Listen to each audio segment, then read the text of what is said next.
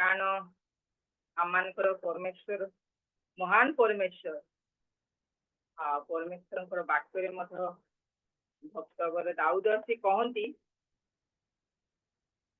ଯେ ଈଶ୍ୱର ବସ୍ତ୍ର ପରି ଦୀପ୍ତିକୁ ପରିଧାନ କରିଛନ୍ତି, ମାନେ କେତେ ମହାନ ପରମେଶ୍ୱର।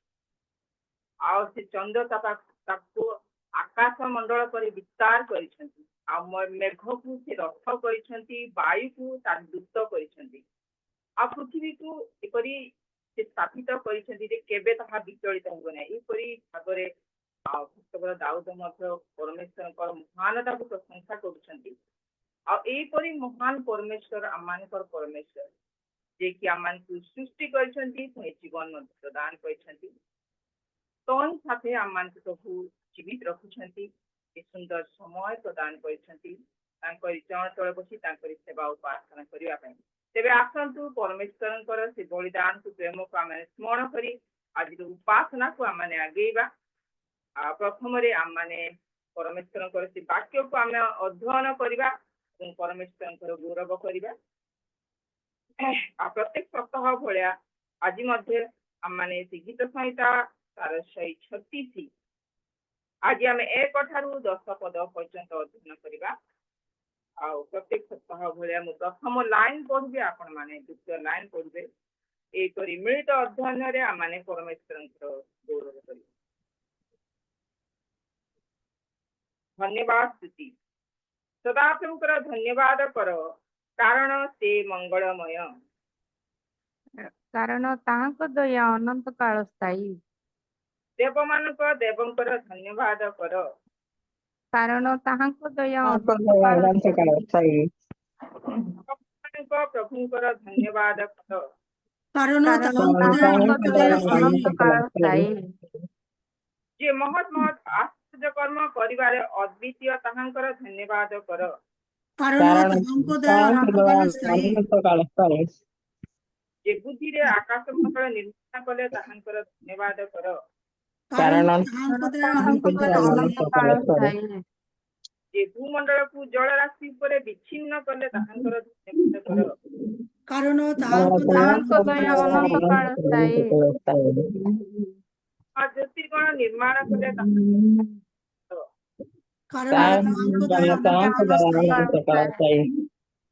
ଦିବସରେ କର୍ତ୍ତୃତ୍ୱ କରିବା ପାଇଁ ସୂର୍ଯ୍ୟକୁ ନିର୍ମାଣ କଲେ ସେ, ରାତ୍ରିରେ କର୍ତ୍ତୃତ୍ୱ କରିବା ପାଇଁ ଚନ୍ଦ୍ର ଓ ତାରାଗଣ ନିର୍ମାଣ କଲେ ସେ,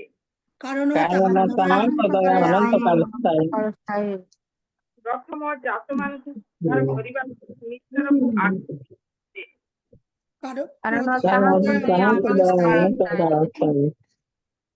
କଥିତ ବାକ୍ୟରେ ପୁଣି ଶ୍ରବଣରେ ଆଶୀର୍ବାଦ କରନ୍ତୁ। ଆଉ ଏ ଅଧ୍ୟୟନ ଦ୍ୱାରା ପରମେଶ୍ୱର ଗୌରବ ପାଆନ୍ତୁ। ବର୍ତ୍ତମାନ ଆମେ ପ୍ରାର୍ଥନା କରିବା। ଆଜିର ଏହି ଉପାସନାକୁ ପରମେଶ୍ୱରଙ୍କ ହସ୍ତରେ ଆମେ ସମର୍ପିତ କରିବା। এই ଉପାସନା କେବଳ ପରମେଶ୍ୱରଙ୍କ ଗୌରବ ନିମନ୍ତେ ହୁଏ, ଏଥି ନିମନ୍ତେ ଆମେ ପ୍ରାର୍ଥନା କରିବା। ଆଜି ଆମମାନଙ୍କୁ ପ୍ରାର୍ଥନାରେ ପଠାଇ ନେବେ। ଆମମାନଙ୍କ ଗହଣରେ ଅଛନ୍ତି, ଆମମାନଙ୍କର ଆଣ୍ଟି ଅଛନ୍ତି, ମିସେସ୍ ସନ୍ଧ୍ୟା ରାଣୀ ତାଣ୍ଡି ଆଣ୍ଟିକୁ ଅନୁରୋଧ କରେ ଆରମ୍ଭ ପ୍ରାର୍ଥନାରେ ପଠାଇ ନେବେ। Thank you, Jesus. Lord, hallelujah, hallelujah, glory, Lord Jesus. धन्यवाद दौचु आपा, तुम स्तुति करुचु राजा, तुमरी प्रशंसा करुचु आपा। এই অপরাহ্ন মধ্যে প্রভু তোমার প্রিয় লোকମାନଙ୍କୁ প্রিয় দাসীମାନଙ୍କୁ ପ୍ରଭୁ ଆମମାନଙ୍କୁ ଏକତ୍ର ପ୍ରାର୍ଥନା କରିବା ବସିବାକୁ ଦେଇଥିବା ଏଇ ସମୟ ତୁମରି ପ୍ରଶଂସା କରୁଛୁ ଆପା। ପ୍ରଭୁ ତୁମେ ରାଜା ମାନଙ୍କ ରାଜା ଅଟ, ପ୍ରଭୁ ମାନଙ୍କ ପ୍ରଭୁ, ଦେବ ମାନଙ୍କ ଦେବ ଅଟ ଆପା। ତୁମେ ଜୀବିତ ମାନଙ୍କର ପରମେଶ୍ୱର, ତୁମେ ଯେ ଆମାନ ପରମେଶ୍ୱର, ତୁମେ ଇସାହାକର ପରମେଶ୍ୱର, ଜାକୁବର ପରମେଶ୍ୱର। हे प्रभु तुम्हें आज आमମାନଙ୍କର ପରମେଶ୍ୱର ବାପା, ତୁମେ ଆମେ ତୁମ ନିକଟରେ ଭରସା ରଖିଛୁ, ପ୍ରାର୍ଥନା କରୁଛୁ। ଆମମାନଙ୍କ ସୃଷ୍ଟିକର୍ତ୍ତା, ମୁକ୍ତିଦାତା, ପରିତ୍ରାଣ କର୍ତ୍ତା ଓ ପ୍ରଭୁ ତୁମେ ଦୟାକର ଅନୁଗ୍ରହ କର।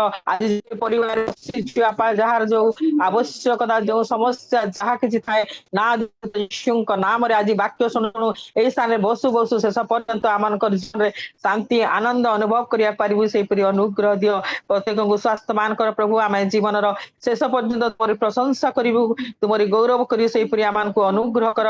ଆମମାନଙ୍କ ପିଲାମାନଙ୍କୁ ଉତ୍ତମ ସ୍ଥାନ ମାନଙ୍କରେ ଜବ ଯୋଗାଅ, ଯୋଉମାନେ ପରୀକ୍ଷା ଦେବାକୁ ଯିବେ, ପୁଣି ଆହୁରି ପ୍ରଭୁ ଏଇ ଦିନ ମାନଙ୍କରେ କଲେଜ ସ୍କୁଲରେ ନାମ ଲେଖୁଛୁ, ସମସ୍ତଙ୍କୁ ତୁମେ ଆଶୀର୍ବାଦ କର ବୋଲି ପ୍ରାର୍ଥନା କରୁଛୁ। ରାଜା ଦୟାମୟ ପରମେଶ୍ୱର ପ୍ରଭୁ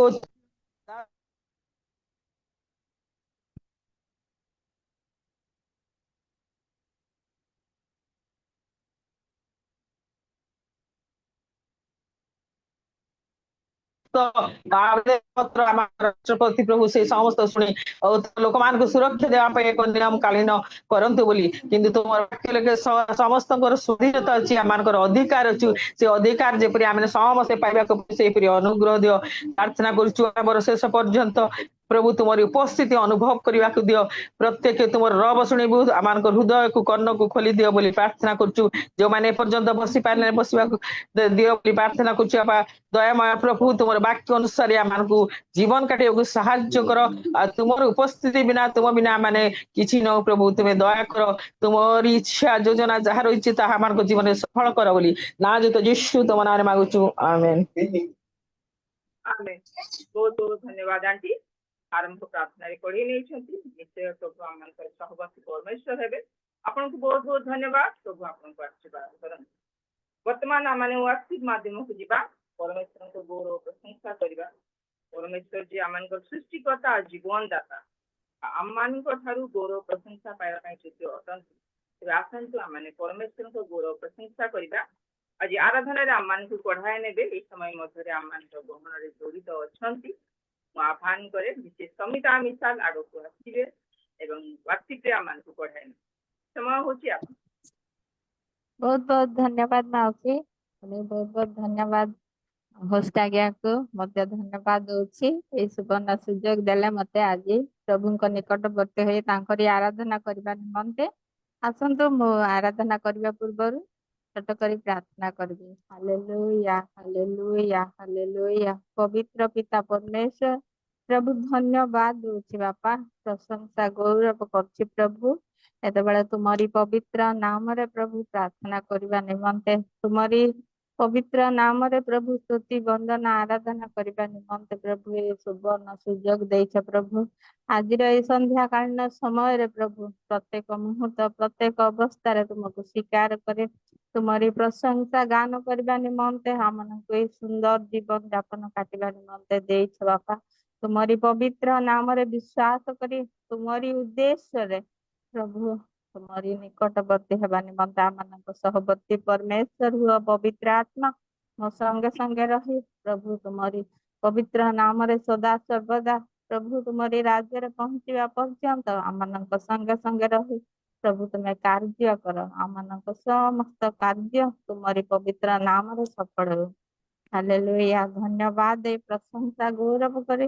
ଯୀଶୁଙ୍କ ନାମରେ ଛୋଟ ଭିକ୍ଷା ମାଗିଲି ପିତା ଆମେନ୍ ପ୍ରେଜ୍ ଦି ଲର୍ଡ हे मंगलमय जीसु राजना तुम्हें अनादिस्वर सत्य सनातन हे मंगलमय जीसु राजना तुम्हें अनादिस्वर सत्य सनातन तुम आराधना करिबको एई मन मोर नीति जग तुमरी स्तुति करिबा पाई रहु मो प्राण वायु हे मंगलमय हे मंगलमय जीसु राजना तुम्हें अनादिस्वर सत्य सनातन जिहोवा जीरीश्वर आहे प्रभु कृपामय धन्य हेउ छोर जीवन गाई तुम जय गान तुम्हें स्वयं ईश्वर सगौरवे परिपूर्ण भगति भरे तुम चरणे बीती जाऊ मो जीवन ने बोलो चकर तले गाउथिबी तुम नाम वीणार गान ଖୋଜୁଥିବି ନିତି ଦିନ ହେ ମଙ୍ଗଳମୟ ଯୀଶୁ ରାଜନ ତୁମେ ଅନାଦିଶ୍ୱର ସତ୍ୟ ସନାତନ ତୁମ ଆରାଧନା କରିବାକୁ ଏଇ ମନ ମୋର ନିତି ଜାଗୁ ତୁମରି ସ୍ତୁତି କରିବା ପାଇଁ ରହୁ ମୋ ପ୍ରାଣ ବାୟୁ ହେ ମଙ୍ଗଳମୟ ହେ ମଙ୍ଗଳମୟ ଯୀଶୁ ରାଜନ ତୁମେ ଅନାଦିଶ୍ୱର ସତ୍ୟ ସନାତନ ହାଲେଲୁୟା ହାଲେଲୁୟା ପ୍ରେଜ୍ ଦ ଲର୍ଡ ନିଶ୍ଚୟ ପ୍ରଭୁ ଯୀଶୁ ଖ୍ରୀଷ୍ଟ ଆମମାନଙ୍କର ମଙ୍ଗଳ ଦିନ ଦେଖାଇଛନ୍ତି ମାନଙ୍କୁ ଜୀବିତ ଲୋକମାନଙ୍କ ସମ୍ମୁଖରେ ତାଙ୍କରି ଆରାଧନା କରିବା ନିମନ୍ତେ ସୁନ୍ଦର ସୁଯୋଗ ଦେଇଛନ୍ତି ତେଣୁ ଆସନ୍ତୁ ଆମେ ଜାଗ୍ରତ ହୋଇ କି ପ୍ରକାର ପ୍ରଭୁ ଯୀଶୁ ଖ୍ରୀଷ୍ଟଙ୍କ ନାମରେ ବିଶ୍ୱାସ କରିବା ଆଉ ସେଇ ବିଶ୍ୱାସ ଦ୍ୱାରା ଆମେ ଯେ ତାଙ୍କରି ରାଜ୍ୟରେ ପ୍ରବେଶ କରିବା ନିମନ୍ତେ ସେଇ ଉଦ୍ଦେଶ୍ୟରେ ମୁଁ ଗୋଟେ ହିନ୍ଦୀ ଗୀତ ଗାନ କରିବି Praise the Lord. विश्वास पर खा जाएगा आनंद समझो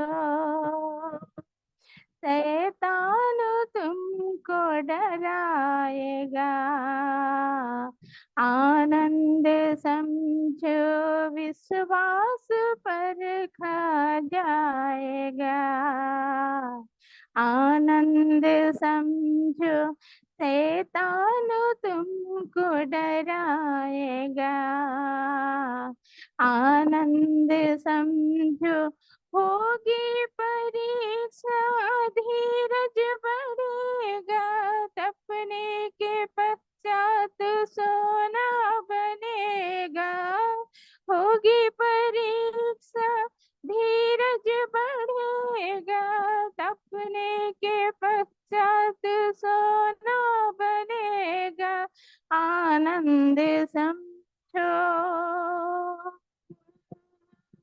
आनंद समझो विश्वास पर खा जाएगा आनंद समझो सीमा के बाहर परीक्षा न होगी यीशु की मर्जी से हर बात होगी सीमा के बाहर परीक्षा न होगी यीशु की मर्जी से हर बात होगी जितना वचन में समाएगा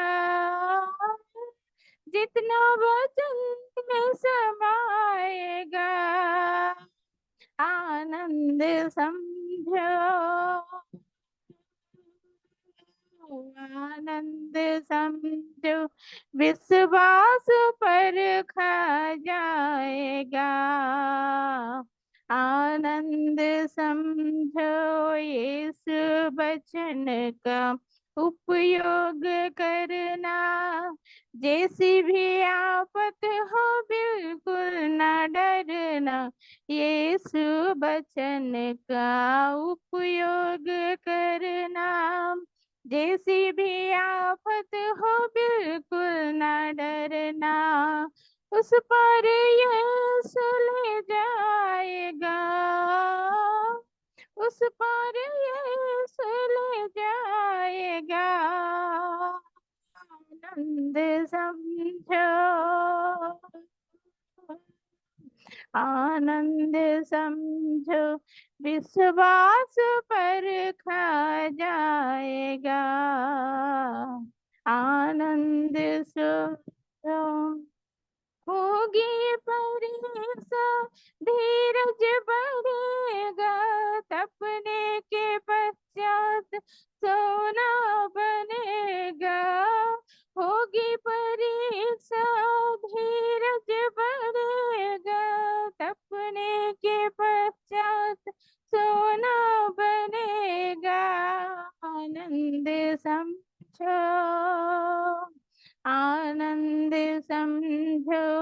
विश्वास पर खा जाएगा। आनंद समझो शैतान तुमको डराएगा। आनंद समझो। Praise the Lord, hallelujah. ଆସନ୍ତୁ ଆଉ ଶେଷ ଗୀତ ଗାନ କରି ଗୋଟେ ଆରାଧନା ଗୀତ ଗୋଟେ ଗାନ କରିବି। ଆମେ ପ୍ରତ୍ୟେକ ପ୍ରଭୁ ଯୀଶୁ ଖ୍ରୀଷ୍ଟଙ୍କ ନାମରେ ବିଶ୍ୱାସ କରି ପବିତ୍ର ଆତ୍ମା ସଙ୍ଗତିରେ ପରମେଶ୍ୱରଙ୍କର ଆରାଧନା କରୁ କରୁ ତାଙ୍କର ନିକଟବର୍ତ୍ତୀ ହେବା। ଆମମାନଙ୍କ ଜୀବନରେ ଅନେକ ସମସ୍ୟା, ନିନ୍ଦା, ତାଡ଼ନା, ଅପମାନ ସମସ୍ତ ମୁହୂର୍ତ୍ତରେ ପରୀକ୍ଷା ଉପରେ ପରୀକ୍ଷା ଅଛି। ତଥାପି ଆମମାନଙ୍କୁ ପ୍ରଭୁ ଏ ସୁବର୍ଣ୍ଣ ସୁଯୋଗ ଦେଇଛନ୍ତି। ଆମମାନଙ୍କ ସମସ୍ତ ସମସ୍ୟା ଆମେ ପଛରେ ପକାଇ ସଦା ସର୍ବଦା ତାଙ୍କରି ଆରାଧନା କରିବା। ହାଲେଲୁୟା, ପ୍ରେଜ୍ ଦ ଲର୍ଡ। आराधना यीशु को, आराधना यीशु को, आराधना यीशु को, आराधना यीशु को, आराधना यीशु को, आराधना यीशु को, आराधना पिता को, आराधना यीशु को, सामों से है चारों पे है मेरे यीशु की आराधना।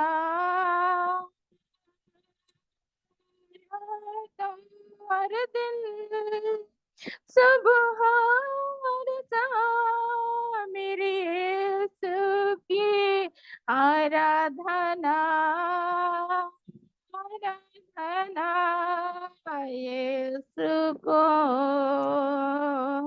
हो आराधना यीशु को। चाहे कुछ भी और जाम आराधना में करता रहूं। गम के बाद या खुशियाँ आराधना में करता रहूं। आराधना यीशु को, आराधना यीशु को, सामों से है चारों पे है मेरे यीशु की आराधना।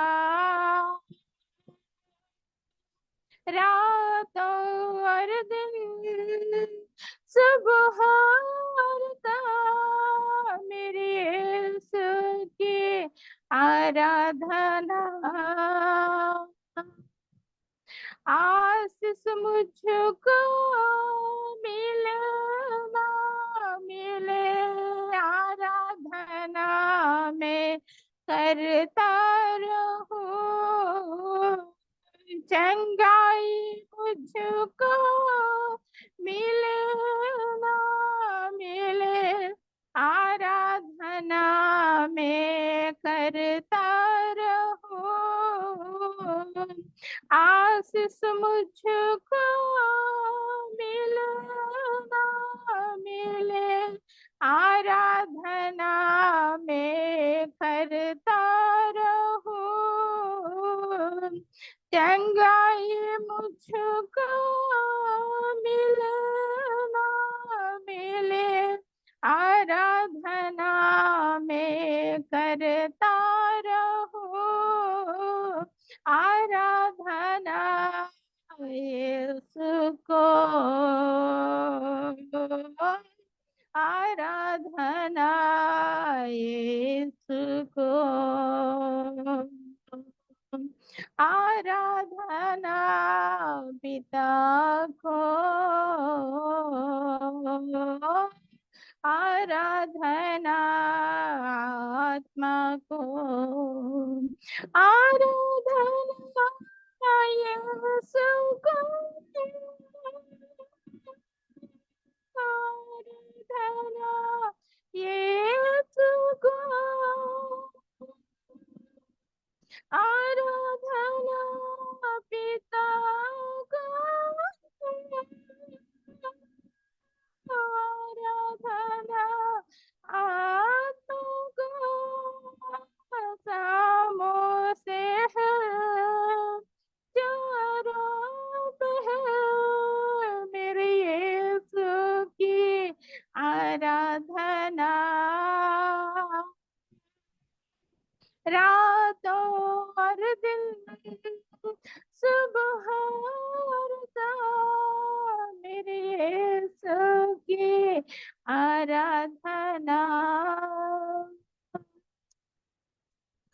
परमेश्वर प्रभु धन्यवाद धन्यवाद धन्यवाद धन्यवाद धन्य प्रभु धन्यवाद प्रशंसा गौरव करछि प्रभु आज दिन आज समय आज मुहूर्त प्रभु सकाळ ठारू आज संध्या समय पर्यंत तुमरी निकटवर्ती तुमरी स्तुति वंदना आराधना करबा निमंते प्रभु आमे जेते पवित्र होई अछि प्रभु तुमरी पवित्र नाम रे आहुरी आमनक पवित्र कर प्रभु आमनक पाप सब तुमे क्षमा करी तुमरी थारे विश्वास करी परित्राण देइछ ए अनुग्रह जीवन ए अनुग्रह दिन रे प्रभु आमनक समस्त पाप तुमे क्षमा करी प्रभु जीवन सुयोग देलो ସେଥିପାଇଁ ଧନ୍ୟବାଦ ଦଉଛି ଯୋଉ ମଣ୍ଡଳୀକୁ ତୁମେ ଆଶୀର୍ବାଦ କର ଅନୁଗ୍ରହ କର ଆଶୀର୍ବାଦ କର ତୁମରି ପବିତ୍ର ନାମରେ ଯାହା କିଛି ଆମେ ପ୍ରାର୍ଥନା କରିବୁ ତୁମରି ସାକ୍ଷୀ ହେବା ନିମନ୍ତେ ଆମମାନଙ୍କ ଜୀବନରେ ଆଶ୍ଚର୍ଯ୍ୟ ଭାବରେ ତୁମେ କାର୍ଯ୍ୟ କରିବା ପରମେଶ୍ୱର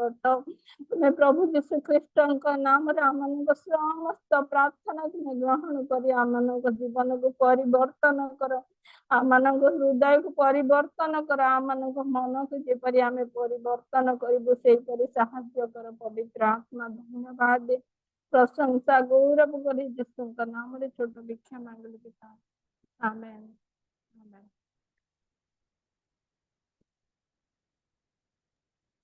आराधना द्वारा परमेश्वर गौरव हो बहुत बहुत धन्यवाद झील को जीवित परमेश्वर प्रेम को वर्णित गीत द्वारा परमेश्वर गौरव कर विशेषकर आम प्रत्येक उत्साहित कर प्रभु को निमंते व्यवहार हो प्रभु को प्रशंसा कर बहुत बहुत धन्यवाद प्रभु आपन को बहुल भाव बहुत बहुत धन्यवाद। वर्तमान रही बाइबल परमेश्वर पवित्र वाक्य को अध्ययन द्वारा माने परमेश्वर वाक्य विषय शिक्षा प्राप्त होगा यही समय मध्य अध्ययन करने निमंते मु आह्वान करे आम गहन जड़ित अच्छा आम प्रिय दीदी समय आह्वान करे निजे आभा हुई विषय आगे आसवे और बाइबल अध्ययन साहय करे ये समय हूँ आप दीदी बाइबल अध्ययन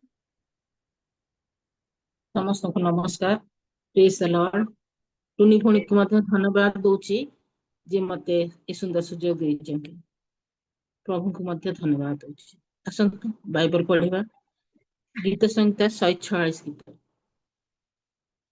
तुम्हें मैंने सदा प्रभुंकर प्रशंसा कर हे मोहर मन सदा प्रभुंकर प्रशंसा कर वो बंची थिबा जाए सदा प्रभुंकर प्रशंसा करिबी जे पर्यंत मोहर कोनोसी सत्ता न थाए से पर्यंत मु अपना परमेश्वरंकर प्रशंसा गान करिबी तुम्हें माने अधिपति मानक उपरे किए बा जहाँ ठारे कोनोसी साहाय्य नहीं एपरी मनुष्य संतान उपरे निर्भर कर नहीं ताहार निश्वास बाहरी जाए से निज मृत्तिका को फेरी जाए सही दिन ताहार संकल्प सब नष्ट हुए याकूबर परमेश्वर जहार साहाय्य स्वरूप सदा प्रभु अपना परमेश्वर जहार आशा भूमि से लोक धन्य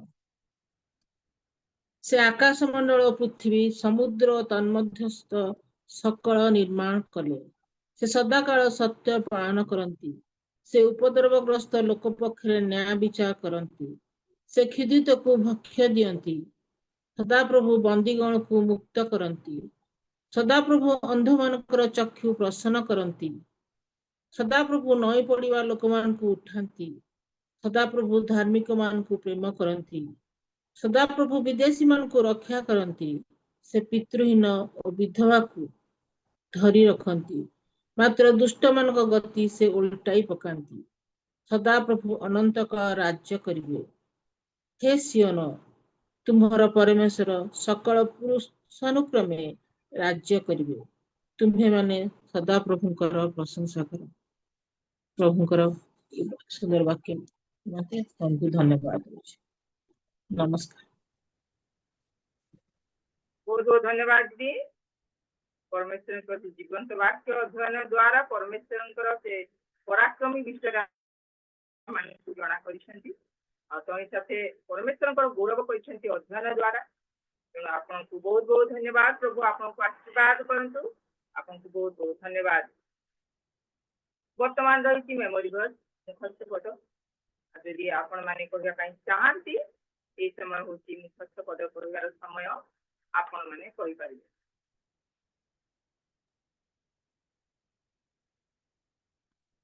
ମୁଁ କହିବି ସଦାପ୍ରଭୁ ଯେବେ ଗୃହ ନିର୍ମାଣ ନ କରନ୍ତି ନିର୍ମାଣକାରୀ ମାନେ ବୃଥାରେ ପରିଶ୍ରମ କରନ୍ତି।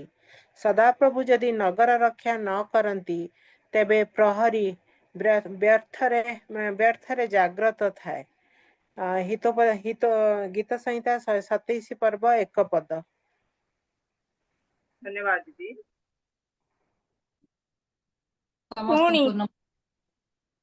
ପୁଣି ସେମାନଙ୍କୁ ଆଶୀର୍ବାଦ କରୁ କରୁ ସେ ସେମାନଙ୍କ ଠାରୁ ଅନ୍ତର ହୋଇ ସ୍ୱର୍ଗକୁ ନୀତ ହେଲେ। धन्यवाद सिस्टर। धन्यवाद। ସମସ୍ତଙ୍କୁ ପ୍ରେଜ ଦ ଲର୍ଡ। ହରିଣୀ ଯେ ରୂପ ମଣିଷଙ୍କ ପାଇଁ ଥକାଏ ସେ ରୂପ ହେ ପରମେଶ୍ୱର ମୋ ପ୍ରାଣ ତୁମ ପାଇଁ ଥକାଏ। ଗୀତ ସଂହିତା 42 ପର୍ବର 1 ପଦ।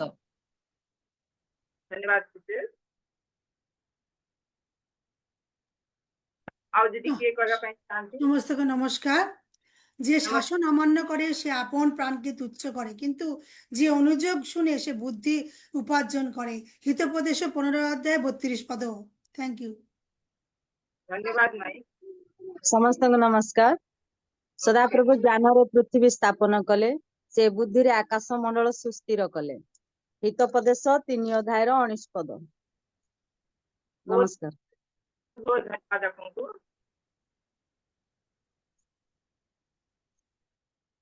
ଆଉ ଯଦି କିଏ କହିବା ପାଇଁ ଚାହାନ୍ତି?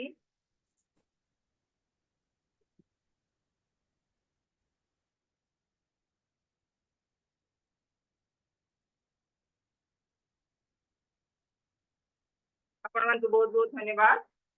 परमेश्वर से जीवंत वाक्य को मुख निर्गत वाक्य को मुखस्थ करी परमेश्वर गौरव निमंते प्रकाश करछंती और एथि माध्यम दे मध्य मान शिक्षा प्राप्त कराई पालु। आपण मान बहुल भाव में धन्यवाद ज्ञापन करे। प्रभु आपण मान बहुल भाव में आशीर्वाद करन। बहुत बहुत धन्यवाद। वर्तमान रही बाइबल प्रश्न उत्तर कार्यक्रम और ये कार्यक्रम को आह्वान करे आम मान गहन अच्छे मिसेस सुशीला जाके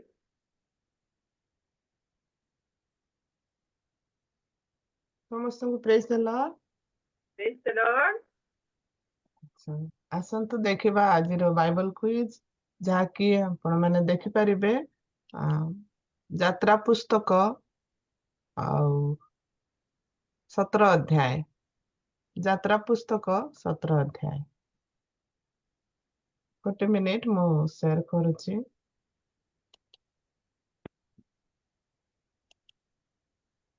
ଯାତ୍ରା ପୁସ୍ତକ 17 ଅଧ୍ୟାୟ। ଆପଣମାନଙ୍କ ପାଖରେ ଯଦି ବାଇବଲ ଥିଲେ ଆପଣମାନେ ଖୋଲି ଦେଖିପାରିବେ।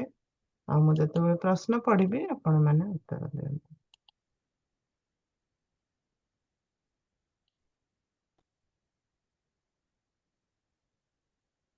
ଆଜିର ପ୍ରଥମ ପ୍ରଶ୍ନ ହେଲା, ସିନ୍ ପ୍ରାନ୍ତରରୁ ଇସ୍ରାଏଲୀୟ ମାନେ କେଉଁଠାକୁ ଯାତ୍ରା କରିଥିଲେ? ରଫିଦିମରେ। ରଫିଦିମରେ। ଧନ୍ୟବାଦ। ରଖିଦେମ୍ ଥ୍ୟାଙ୍କ ୟୁ ସୋ ମଚ୍। ଲୋକମାନେ ତୁଷାର୍ତ ଥିବାରୁ ମୂଷାଙ୍କ ସହିତ କଣ କଲେ? ଡ୍ୟାସ୍ ଫିଲ୍ ଅପ୍ କରିଦିଅନ୍ତୁ। ବିବାଦ କଲେ। ବିବାଦ କଲେ। ବିବାଦ କଲେ। ବିବାଦ ଧନ୍ୟବାଦ କରିଲେ। ଧନ୍ୟବାଦ।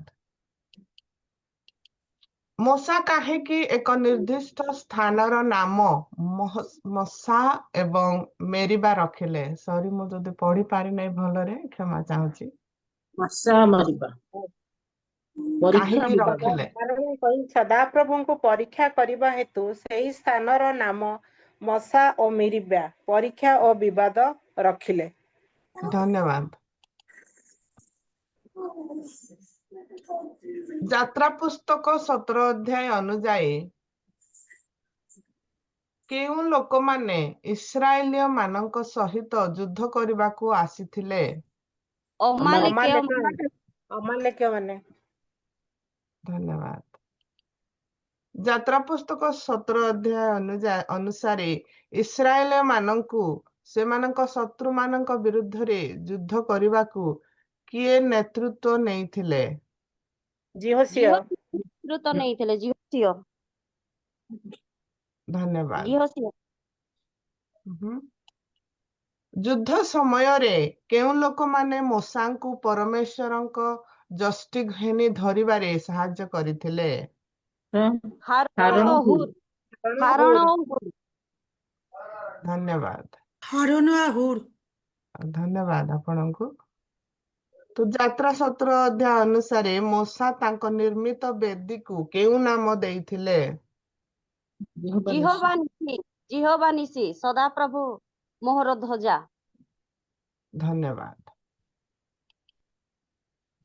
ଏବଂ ଯାତ୍ରା ପୁସ୍ତକ 17 ଅଧ୍ୟାୟ ଅନୁଯାୟୀ ଇସ୍ରାଏଲୀୟ ମାନେ ଏବଂ ସେମାନଙ୍କ ଶତ୍ରୁମାନେ କେଉଁଠାରେ ଯୁଦ୍ଧ କରିଥିଲେ? ରଫିଦିମ ଠାରେ ଯୁଦ୍ଧ କରିଥିଲେ। ରଫିଦିମ ଠାରେ। ଧନ୍ୟବାଦ। ଯାତ୍ରା ପୁସ୍ତକ 17 ଅଧ୍ୟାୟ ଅନୁଯାୟୀ ପରମେଶ୍ୱର ଇସ୍ରାଏଲୀୟ ମାନଙ୍କୁ କିପରି ଜଳ ଯୋଗାଇ ଦେଇଥିଲେ? ଶୈଳକୁ ଆଘାତ କରିବା ପାଇଁ ମୂଷାକୁ ଆଦେଶ ଦେଇଥିଲେ। ମୂଷା ଯୋଉ ଯଷ୍ଟିରେ ନଦୀକୁ ଆଘାତ କରିଥିଲା ସେଇ ଯଷ୍ଟିକୁ ନେଇ ହୋରେବ ପର୍ବତର ପାଖରେ ଯୋଉ ଶୈଳ ଥିଲା ତାହାକୁ ଆଘାତ କଲେ ଜଳ ନିର୍ଗତ ହବ ବୋଲି ସଦାପ୍ରଭୁ ମୂଷାକୁ ଆଦେଶ ଦେଇଥିଲେ। ଧନ୍ୟବାଦ। ତ ଥ୍ୟାଙ୍କ ୟୁ ସୋ ମଚ୍ ସମସ୍ତେ ପାର୍ଟିସିପେଟ କରିଛନ୍ତି। ତ ଆଜିର ଏ ଅଧ୍ୟାୟ ଥିଲା ଆଉ ଆସନ୍ତା ଅଧ୍ୟାୟ ହେବ ଯାତ୍ରା ପୁସ୍ତକ 18 ଅଧ୍ୟାୟ। ଆପଣ ମାନଙ୍କୁ ସମସ୍ତଙ୍କୁ ଧନ୍ୟବାଦ ଦଉଛି। ଆମେ ଆଉଥରେ ମୁଁ ଛୋଟ ଗୋଟେ ଭିଡିଓ ଅଛି ଆମେ ଦେଖିବା ବର୍ତ୍ତମାନ।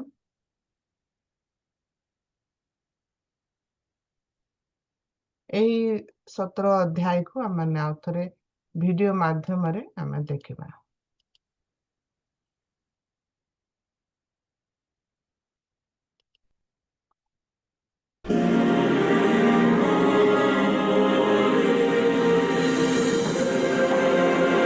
ଶୁଭୁଛି କି? ହଁ ଦିଦି ଶୁଭୁଛି। Thank you.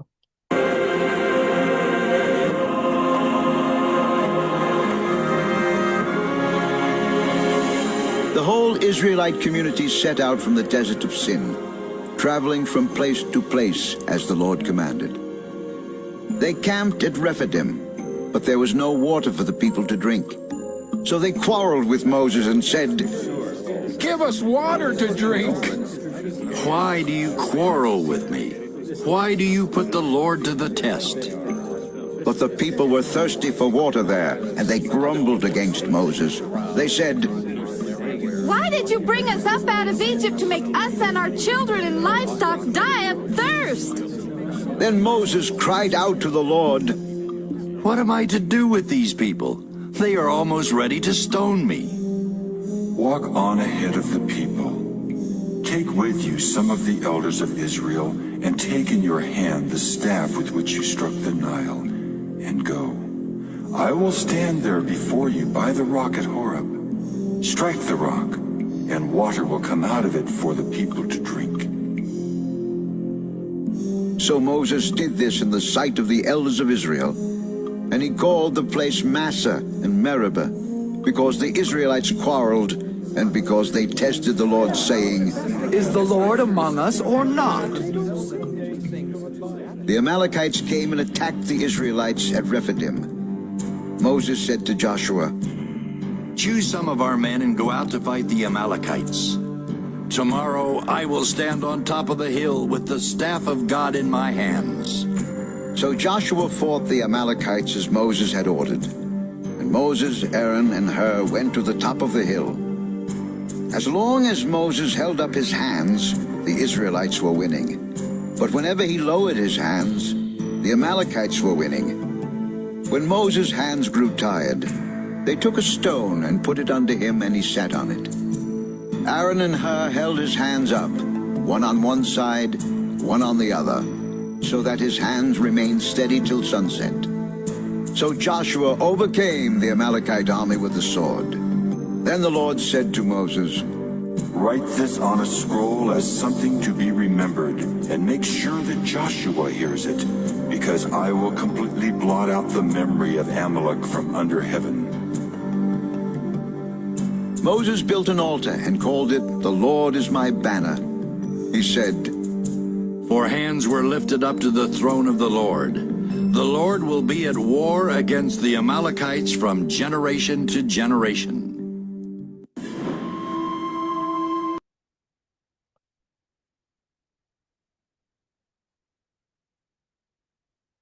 ତ ଏହା ଥିଲା ଆଜିର ଅଧ୍ୟାୟ।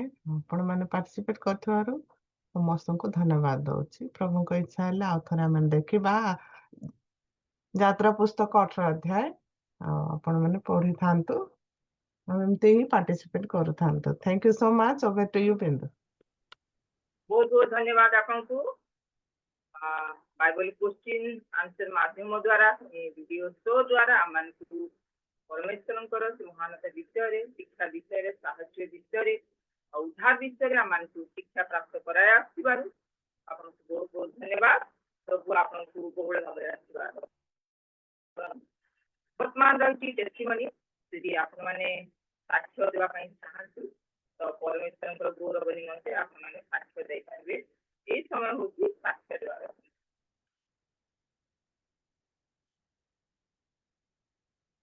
ମୁଁ କହିବି ସମସ୍ତଙ୍କୁ নমস্কার।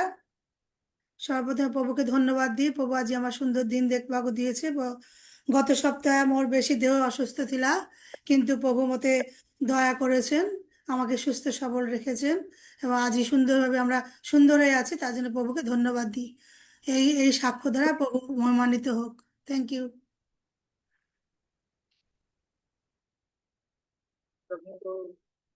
धन्यवाद दिए मैंने प्रार्थना कर प्रार्थना शुणी विशेषकर तुम माई को धन्यवाद दिए परमेश्वर गौरव निमंते प्रदान कर साक्ष्य द्वारा परमेश्वर को गौरव हो। आज कहानी अच्छी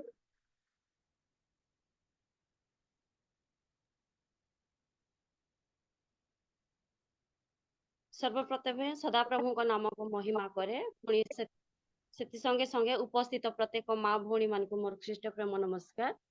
ଆଉ ସପ୍ତାହ ସାରା ମତେ ଆଉ ମୋ ପରିବାରକୁ ସଦାପ୍ରଭୁ ପରମେଶ୍ୱର ଉତ୍ତମରେ ଆମମାନଙ୍କୁ ରଖି ଅଛନ୍ତି, ସେଥିପାଇଁ ପ୍ରଭୁଙ୍କ ନାମକୁ ମହିମା କରେ।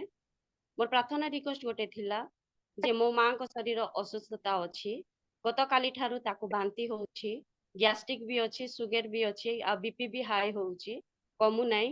ଆଉ ଗୋଟେ ମେଡିକାଲକୁ ଡକ୍ଟର ରେଫର କରିଛି ଆଉ ସେ ଟ୍ରିଟମେଣ୍ଟ ନିମନ୍ତେ ଯାଉଅଛି। ଯେପରିକି ଯଥା ସମୟରେ ଉତ୍ତମ ଡକ୍ଟର ମିଳିପାରିବେ, ଉତ୍ତମରେ ଟ୍ରିଟମେଣ୍ଟ ହେଇପାରିବେ, ସୁସ୍ଥତା ପାଇପାରିବେ। ପ୍ରଭୁଙ୍କ ନାମ ଯେପରି ଗୌରବ ହବ ସେଥିପାଇଁ ମୋ ମାଙ୍କ ନିମନ୍ତେ ପ୍ରାର୍ଥନା କରିବେ। ଧନ୍ୟବାଦ।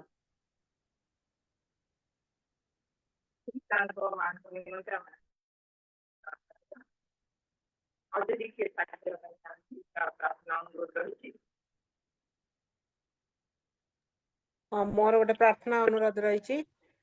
ଭଉଣୀ ବୈଜୟନ୍ତୀ ଆଉ ତାଙ୍କ ଦେହ ବହୁତ ଅସୁସ୍ଥ ଆଉ ସେ ଏମ୍ସ ରେ ଚିକିତ୍ସିତ ହଉଛନ୍ତି, ଆଉ ତାଙ୍କ ପାଇଁ ପ୍ରାର୍ଥନା କରିବେ।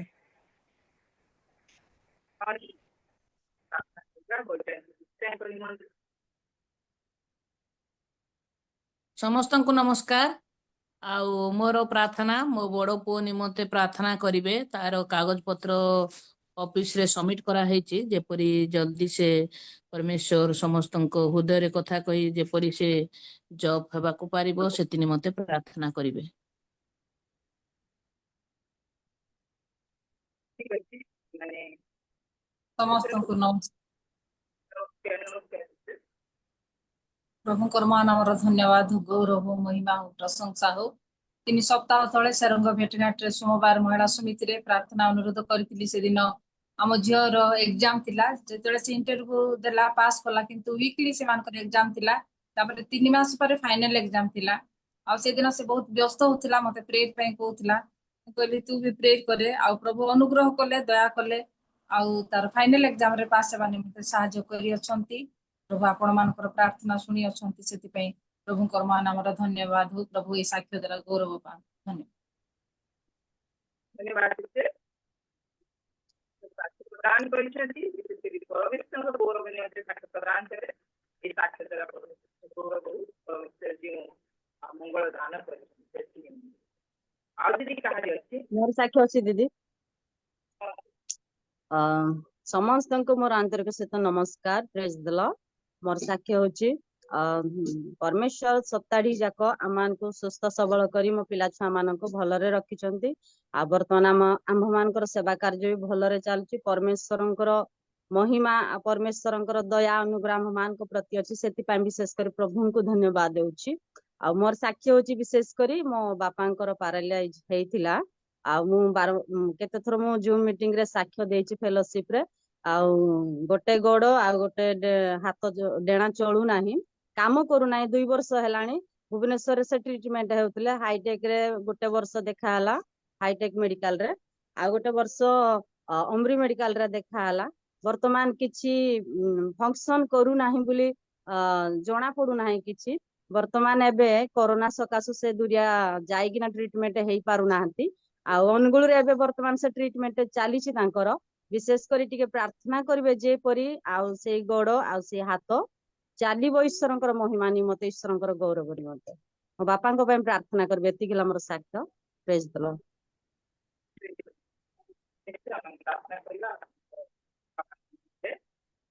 एटा मते अनुरोध करे मानको गहणरे अछंती मानको प्रिय आंटी अछंती मिसेस कुमुदिनी लिमा आंटी को अनुरोध करे। And praise the Lord aunty. Praise the Lord. Praise the Lord. Aunty आपन को केते प्रार्थना अनुरोध ग्रहण करछि प्रार्थना रे कोडाय ने वर्तमान शुणा को पारि केते जन भौणी आज प्रार्थना अनुरोध रखिछंती। टेस्टिमनी मध्ये दे तांको मां तांको देह भल नाही असुस्थ विभिन्न प्रकार असुस्थ रही बांति रही बीपी रही सुगर रही ए प्रकार विभिन्न प्रकार असुस्थ अछंती। से मेडिकल को जाउछंती तांकर उत्तम जर्नी निमंते उत्तम ट्रीटमेंट निमंते सेति निमंते प्रार्थना करिवे। मिसेस सुनीता मां तांको देह भल नाही सेति निमंते प्रार्थना रे कढ़ाई नेबे। आ ग्रेसी प्रधान दीदी मध्य टेस्टिमनी देइछंती तांको निमंते। आ मुटी भूली गली दीदी कहि दियंतु मिसेस ग्रेसी प्रधान। से बैजंती भौणी देह असुस्थ अच्छी बहुत आ से एम्स रे चिकित्सित होउचंदी आ तांकर सुस्थता पई प्रार्थना करिवे। निमंते पुनी आमनकर मध्य अछंती दीपिका सिस्टर तांको बापांकर मध्य ट्रीटमेंट चली तांको निमंते मध्य प्रार्थना आपन आंटी आपन प्रार्थना सुनीता दीपिका सिस्टर को बापा बैजंती सिस्टर को निमंते ये माने ट्रीटमेंट होउछंती बाहेबा को जाउछंती माने उत्तम ट्रीटमेंट पाई। आसंतु प्रार्थना करिबा। प्रार्थना पूर्वरु आज वोमेन्स फेलोशिप रे जोग देइथिबा प्रभुଙ୍କ दासी मानको समस्तଙ୍କୁ मोर भक्तिपूर्ण नमस्कार। आसंतु प्रार्थना करिबा। प्रिय प्रभु तुमको धन्यवाद दउछु बापा तुम्हें दिन प्रतिदिन आमनको बंचा आने अच्छ कारण तुम दया तुम प्रेम तुम करुणा आमनको पई शेष होई नै प्रभु। କାରଣ ତୁମେ ଏପରି ପ୍ରେମ କରିଛ ଯେ ତୁମର ପ୍ରେମ ଆମେ ସତରେ ଭୁଲି ଯାଉଛୁ, ପାଶୋରି ଯାଉଛୁ ପ୍ରଭୁ। ତୁମେ ଯୋଉ ପ୍ରେମ ଆମମାନଙ୍କୁ ପ୍ରକାଶ କରିଅଛ ତାହା ଜଗତ ଦେଇପାରେ ନାହିଁ ପ୍ରଭୁ। ଏପରି ପ୍ରେମ ତୁମେ ଆମମାନଙ୍କୁ କରିଥିବାରୁ ତୁମକୁ ଧନ୍ୟବାଦ ଦଉଛି। ଆଜିର ଏଇ ଓମେନ୍ସ ଫେଲୋସିପ ରେ ଯୋଗ ଦେଇଥିବା ପ୍ରତ୍ୟେକ ତୁମ ଦାସୀ ମାନଙ୍କୁ ତୁମେ ଅନୁଗ୍ରହ କଲ, ଏ ସୁନ୍ଦର ସୁଯୋଗ ଦେଲ। କାରଣ ଟୁନୁ ଝିଅଙ୍କ ଦ୍ୱାରା ଆମେ ଏ ସୁଯୋଗ ସୁନ୍ଦର ଭାବରେ ତୁମ ସେବା କରିବା ପାଇଁ ବିଭିନ୍ନ ମାଧ୍ୟମରେ ପ୍ରଭୁ ଆମେ ସୁଯୋଗ ପାଉଛୁ, ଏଥିପାଇଁ ଧନ୍ୟବାଦ ଦଉଛି। ପ୍ରାର୍ଥନା କରୁଛି ପ୍ରଭୁ ବିଶେଷ କରି ସେ ପରିବାରକୁ ଆଶୀର୍ବାଦ କର। ମଧ୍ୟ ପ୍ରଭୁ ତୁମ ଦାସୀ ପ୍ରଭୁ ପରିଚାଳନା କରି ଆସନ୍ତି ପ୍ରତି ସପ୍ତାହରେ ପ୍ରଭୁ ତୁମେ ତାଙ୍କୁ ସୁନ୍ଦର ସମୟ ଦେଇଛ ଏବଂ ତୁମର ସ୍वर्ଗୀୟ ଆଶୀର୍ବାଦ ଅନୁଗ୍ରହ ପ୍ରଦାନ କରିଅଛ ପ୍ରଭୁ। ଅତି ସୁନ୍ଦର ଭାବରେ ପ୍ରାଞ୍ଜଳ ଭାବରେ ପ୍ରଭୁ ମିଟିଂ କୁ ପରିଚାଳନା କରିବା ପାଇଁ ତୁମେ ତାଙ୍କୁ ସୁନ୍ଦର ଚିନ୍ତାଧାରା ଦେଇଛ, ଏଥିପାଇଁ ଧନ୍ୟବାଦ ଦଉଛି। ପ୍ରାର୍ଥନା କରୁଛି ପ୍ରଭୁ ଏ ସମୟରେ ବିଶେଷ ପ୍ରାର୍ଥନା ଅନୁରୋଧ ରହିଛି ବାପା। ଆମର ଏ ସମୟରେ ବାକ୍ୟ ଅଧ୍ୟୟନ ବିଭିନ୍ନ ମାଧ୍ୟମରେ ପ୍ରଭୁ କେହି ତ ମୁଖସ୍ଥ ପଦ ନେଇ ପ୍ରଭୁ ତୁମର ଗୌରବ ନିମନ୍ତେ କହିଅଛନ୍ତି ପ୍ରଭୁ। ଆମେ ପ୍ରତି ସମୟରେ ବାଇବେଲ କୁଇଜରେ ପ୍ରଭୁ ଅତି ସୁନ୍ଦର ଭାବରେ ତୁମ ଦାସୀ ମାନେ ଉତ୍ତର ଦେଇ ଆସୁଅଛନ୍ତି ପ୍ରଭୁ। ପ୍ରଶ୍ନର ଠିକ ଉତ୍ତରକୁ ସେମାନେ ସ୍ମରଣରେ ରଖି ତୁମର ଗୌରବ ନିମନ୍ତେ କହି ଆସୁଛନ୍ତି ପ୍ରଭୁ। ଏହା ନିଶ୍ଚିତ ଭାବରେ ତୁମର ବାକ୍ୟକୁ ଧ୍ୟାନ କରୁଛନ୍ତି, ଏଥିପାଇଁ ଧନ୍ୟବାଦ ଦଉଛି। ପ୍ରାର୍ଥନା କରୁଛି ପିତା ବିଶେଷ କରି ପ୍ରଭୁ ଯୋଉ ଭଉଣୀ ଏମ୍ସ ରେ ଚିକିତ୍ସାଧୀନରେ ଅଛନ୍ତି ପ୍ରଭୁ ବୈଜୟନ୍ତୀ ଭଉଣୀ, ତାଙ୍କ ପାଇଁ ଆମେ ପ୍ରାର୍ଥନା କରୁଛୁ। ତାଙ୍କୁ ତୁମେ ସୁସ୍ଥ ସ୍ୱାସ୍ଥ୍ୟ ଦାନ କର ପ୍ରଭୁ, ତୁମେ ସବଳତା ଦିଅ ପ୍ରଭୁ। କାରଣ ରୋଗ ସଂକଟ ବିଭିନ୍ନ ପରିସ୍ଥିତି ମଧ୍ୟରେ ପ୍ରଭୁ ଅନେକଙ୍କର ଜୀବନ ନିରାଶ ହଉଛି ପ୍ରଭୁ, ମାତ୍ର ତୁମେ ଦୟାର ସାଗର ତାଙ୍କୁ ଛୁଇଁ ତୁମେ ସୁସ୍ଥ କର। ପ୍ରାର୍ଥନା କରୁଛି ପ୍ରଭୁ ପ୍ରଧାନ ମାଙ୍କ ପାଇଁ ତାଙ୍କ ଅନେକ ଅନୁରୋଧ ସେ ବର୍ତ୍ତମାନ କହିସାରିଛନ୍ତି ପ୍ରଭୁ, ତାଙ୍କୁ ମଧ୍ୟ ତୁମେ ଦୟାକରି ଆଶୀର୍ବାଦ କର। ଯୋଉ ଯୋଉ ବିଷୟ ନିମନ୍ତେ ସେ ପ୍ରାର୍ଥନା ଚାହିଁଛନ୍ତି ତାଙ୍କୁ ମଧ୍ୟ ତାର ବିଶ୍ୱାସ ଜୀବନରେ ପ୍ରଭୁ ଯୋଉ ଅନୁରୋଧ ରଖିଅଛନ୍ତି ପ୍ରଭୁ ସେ ଅନୁରୋଧ ପ୍ରମାଣେ ତାଙ୍କୁ ତୁମେ ସୁସ୍ଥ ସ୍ୱାସ୍ଥ୍ୟ ଦାନ କର। ପ୍ରାର୍ଥନା କରୁଛି ପ୍ରଭୁ ବାପା ସୁନିତାଙ୍କ ଆଉ ନିମନ୍ତେ ମଧ୍ୟ ସେ ଯୋଉଥି ନିମନ୍ତେ ପ୍ରାର୍ଥନା ଚାହିଁଛନ୍ତି ପ୍ରଭୁ ତାଙ୍କୁ ମଧ୍ୟ ତୁମେ ଆଶୀର୍ବାଦ କର। ପ୍ରଭୁ ଯୋଉ ଭଉଣୀ ମେଡିକାଲ ଯିବେ ଯାଉଛନ୍ତି ପ୍ରଭୁ ସୁଗର ବିପି ବିଭିନ୍ନ ବିଷୟ ଶରୀରରେ ରହିଛି ପ୍ରଭୁ, ସେ ଉତ୍ତମ ଭାବରେ ଟ୍ରିଟମେଣ୍ଟ ହେବା ପାଇଁ ତୁମେ ଅନୁଗ୍ରହ କର ପ୍ରଭୁ। ଯୋଉ ଡକ୍ଟର ତାଙ୍କୁ ଚିକିତ୍ସା କରିବେ ପ୍ରଭୁ ବାପା ତାଙ୍କୁ ସମ୍ପୂର୍ଣ୍ଣ ତାର ଶାରୀରିକ ଦୁର୍ବଳତା ଅସ୍ୱାସ୍ଥ୍ୟ କଣ ପ୍ରଭୁ ଉତ୍ତମ ଭାବରେ ଜାଣି ତାଙ୍କ ପାଇଁ ଏକ ଉତ୍ତମ ଔଷଧ ଲେଖିବା ଦ୍ୱାରା ତାହା ସେବନ କରିବା ଦ୍ୱାରା ସେ ସ୍ୱାସ୍ଥ୍ୟ ପାଇବ, ଏଥିପାଇଁ ମଧ୍ୟ ସାହାଯ୍ୟ କର। ପ୍ରାର୍ଥନା କରୁଛି ବାପା ଦୀପିକାଙ୍କ ବାପା ନିମନ୍ତେ ପ୍ରଭୁ ଭଉଣୀ ଅନେକ ସମୟରେ ତାଙ୍କ ପରିବାର ପାଇଁ ତାଙ୍କ ପିତାମାତା ପାଇଁ ସେ ପ୍ରାର୍ଥନା ଅନୁରୋଧ ଚାହାନ୍ତି ପ୍ରଭୁ। ଏଇ ପ୍ରାର୍ଥନାର ଅନୁରୋଧ ଯେତେବେଳେ ସେମାନେ ଚାହୁଁଛନ୍ତି ପ୍ରଭୁ ଆମେ ପ୍ରାର୍ଥନା କରୁଛୁ ପ୍ରଭୁ। ଅନ୍ୟ ଦିନ ମାନଙ୍କରେ ସେମାନେ ସାକ୍ଷ୍ୟ ଦିଅନ୍ତୁ ପ୍ରଭୁ ମୋ ବାପା ସୁସ୍ଥ ହୋଇଛନ୍ତି। ଏଇ ମିଟିଂ ର ପ୍ରାର୍ଥନାରେ ଏଇ ପ୍ରିୟ ଦାସୀ ମାନେ ପ୍ରଭୁଙ୍କ ନିକଟରେ ନିବେଦନ କରିଥିଲେ ଆଉ ସେ ସୁସ୍ଥ ପାଇଛି ବୋଲି ପ୍ରଭୁ ସେ ସାକ୍ଷ୍ୟ ଦେବା ପାଇଁ ତାଙ୍କ ସ୍ୱାସ୍ଥ୍ୟ ପାଇଁ ଆମେ ପ୍ରାର୍ଥନା କରୁଛୁ, ତାଙ୍କ ପିଲାମାନଙ୍କ ପାଇଁ ପ୍ରାର୍ଥନା କରୁଛୁ, ତାଙ୍କ ବାପାଙ୍କ ପାଇଁ ପ୍ରାର୍ଥନା କରୁଛୁ ପ୍ରଭୁ। ସେ ଯୋଉ ସ୍ଥାନରେ ଚିକିତ୍ସା ହେଉଛନ୍ତି ପ୍ରଭୁ ତୁମେ ଦୟାକରି ତାଙ୍କୁ ସ୍ପର୍ଶ କର ଏବଂ ସୁସ୍ଥତା ଦିଅ ବୋଲି ପ୍ରାର୍ଥନା କରୁଛି ପ୍ରଭୁ। ଶାନ୍ତି ପାଉଲ ଆଉ ସେ ପ୍ରାର୍ଥନା ଚାହିଁଛନ୍ତି ପ୍ରଭୁ ତାଙ୍କ ଜୀବନରେ ହଠାତ୍ ଦୁଃଖ ଘଟିଛି ତଥାପି ତାଙ୍କ ପୁଅଙ୍କୁ ତୁମେ ତାଙ୍କ କୋଳରେ ଦେଇଛ ପ୍ରଭୁ। ଯୋଉ ଚାକିରି ନିମନ୍ତେ ପ୍ରଭୁ ସେ ଅନେକ ଉପାୟ ଅବଲମ୍ବନ କରି ଆସିଅଛନ୍ତି ପ୍ରଭୁ ବାପା ତୁମେ ତାଙ୍କୁ ଦୟାକରି ଆଶୀର୍ବାଦ କର ପ୍ରଭୁ। ସେ ଯେମନ୍ତ ପ୍ରଭୁ ଉପଯୁକ୍ତ ଯୋଉ ସ୍ଥାନ ପାଇବା ପାଇଁ ସେ ଯୋଗ୍ୟ ଅଟନ୍ତି ପ୍ରଭୁ ଏପରି ସ୍ଥାନ ତାଙ୍କୁ ତୁମେ ଦେଇ ପ୍ରଭୁ ତାଙ୍କ ଜୀବନରେ ଶାନ୍ତି ସାନ୍ତ୍ୱନା ଦିଅ ପ୍ରଭୁ। ପ୍ରଭୁ ପରିବାରରେ ହରାଇଥିବା ବିଷୟକୁ ପ୍ରଭୁ ମନରେ ସ୍ମରଣ ନ କରି ତୁମେ ଦେଇଥିବା ଅନୁଗ୍ରହକୁ ତୁମର ଧନ୍ୟବାଦ କରିବେ, ଏଥିପାଇଁ ମଧ୍ୟ ସାହାଯ୍ୟ କର।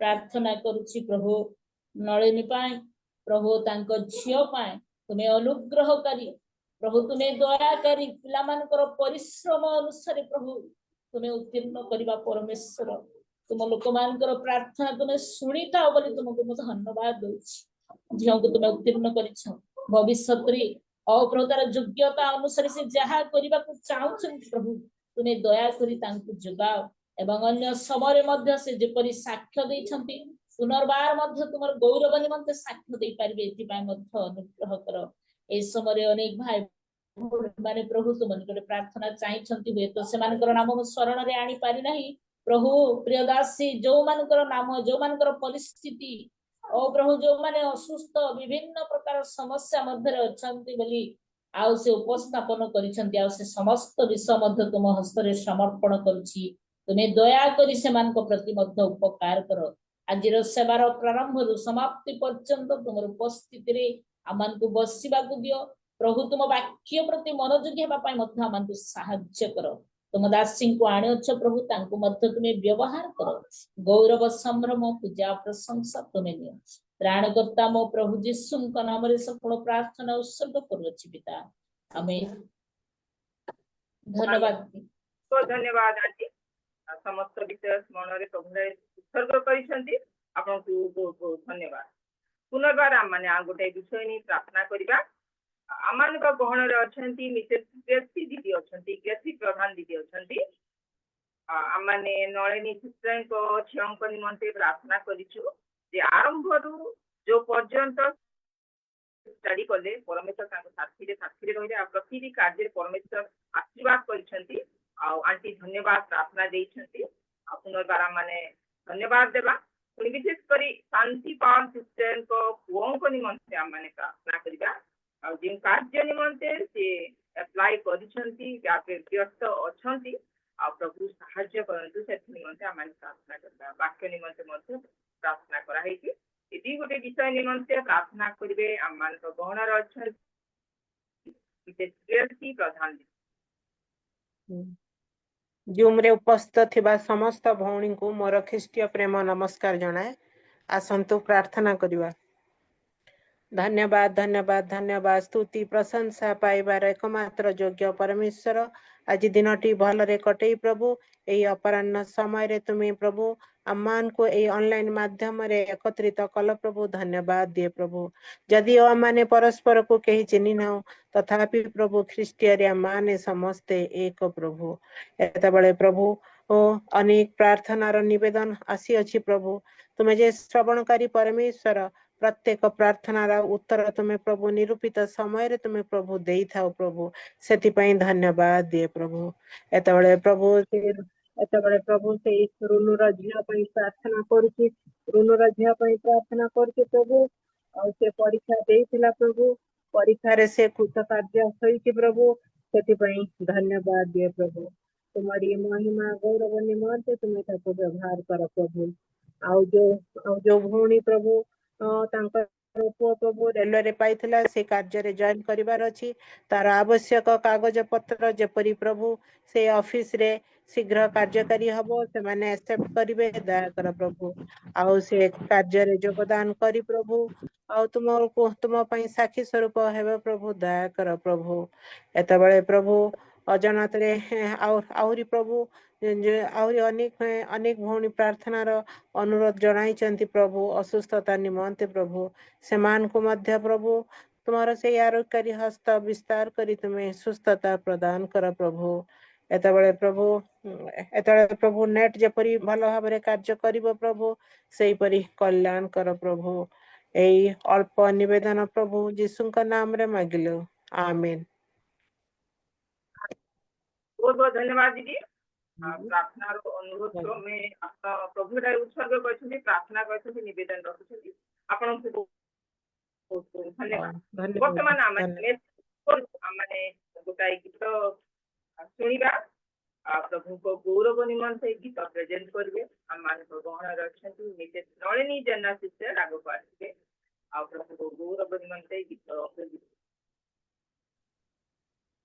धन्यवाद सिस्टर सुंदर सुजोग पाई समस्त को नमस्कार प्रभु महान नाम धन्यवाद हो आसंतु ए गीत गाइबा समय रे ପ୍ରତ୍ୟେକ ନିଜ ନିଜର ହୃଦୟ ମନ ଆତ୍ମାକୁ ସଜାଡ଼ିବା ଏବଂ ପ୍ରଭୁଙ୍କର ବାକ୍ୟ ଶୁଣିବା ପୂର୍ବରୁ ତାଙ୍କ ଚରଣ ନିକଟରେ ସମର୍ପିତ ହେବ। ହାଲେଲୁୟା, ପ୍ରେଜ୍ ଦ ଲର୍ଡ। ତୁମ ବାକ୍ୟ ଅଟେ ପ୍ରଦୀପ ମୋ କ୍ଷୀଣ ଚରଣର, ତୁମ ବାକ୍ୟ ଅଟେ ପ୍ରଦୀପ ମୋ କ୍ଷୀଣ ଚରଣର, ଚଲା পথে সে আলোক, চলা পথে সে আলো ও জীবনর, তুম বাক্য অটে প্রদীপ মো ক্ষীণ চরণর,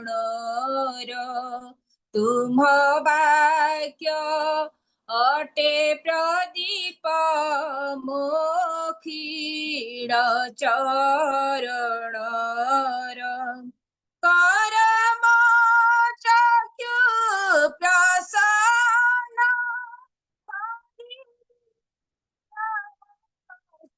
ধ্যান, করম চক্ষু প্রসন্ন করি ধ্যান, তব শাসন দয়াবান, তব শাসন দয়াবান, হেউ জীবনে ভর, তুম বাক্য অটে প্রদীপ মো ক্ষীণ চরণর, তুম বাক্য অটে প্রদীপ মো ক্ষীণ চরণর, তব বাক্য অটে সিদ্ধ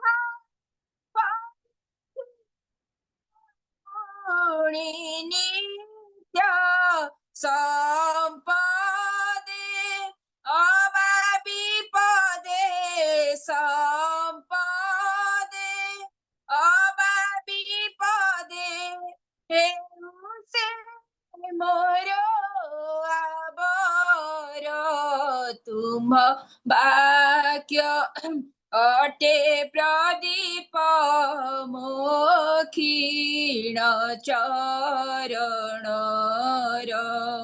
তুম বাক্য অটে প্রদীপ মো ক্ষীণ চরণর,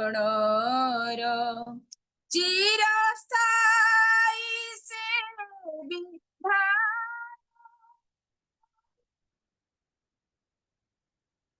খণ্ডন চিরস্থায়ী সে বিধান, খণ্ডন সে জীবন জলকার, সে জীবন জলকার, হেউ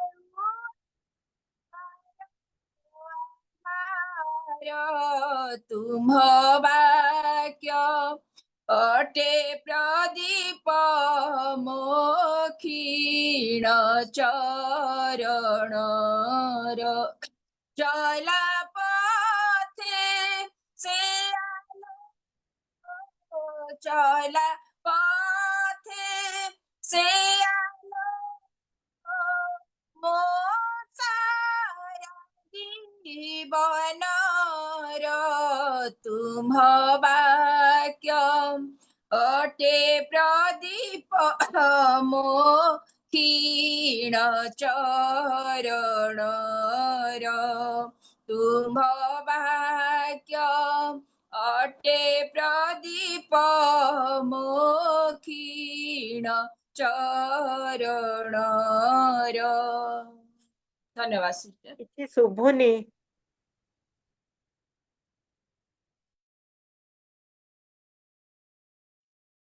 बहुत बहुत धन्यवाद सिस्टर।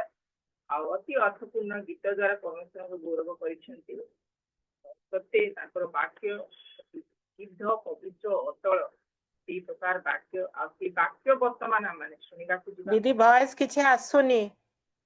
ଯୋଉ ବାକ୍ୟ କି ଆମମାନଙ୍କର ଜୀବନକୁ ଆତ୍ମିକ ଦିଗରେ ପଢାଏ, ଆମମାନଙ୍କର ଜୀବନକୁ ସଂଶୋଧନ करे ସେଇ ବାକ୍ୟ ପ୍ରତି ବର୍ତ୍ତମାନ ଆମେ ମନ ଧ୍ୟାନ ଦେବା, ମନୋଯୋଗ ଦେବା। ଆଜିର ବାକ୍ୟ ପରିବେଷଣ କରିବେ ପ୍ରଭୁଙ୍କର ପ୍ରିୟ ଦାସୀ ଆଉ ପ୍ରଭୁ ଏଇ ଭୁବନେଶ୍ୱରରେ ରହି ଦୀର୍ଘ ବର୍ଷ ତାଙ୍କରି ସେବା କାର୍ଯ୍ୟରେ ପରିବାରକୁ ବ୍ୟବହାର କରି ଆଣୁଅଛନ୍ତି।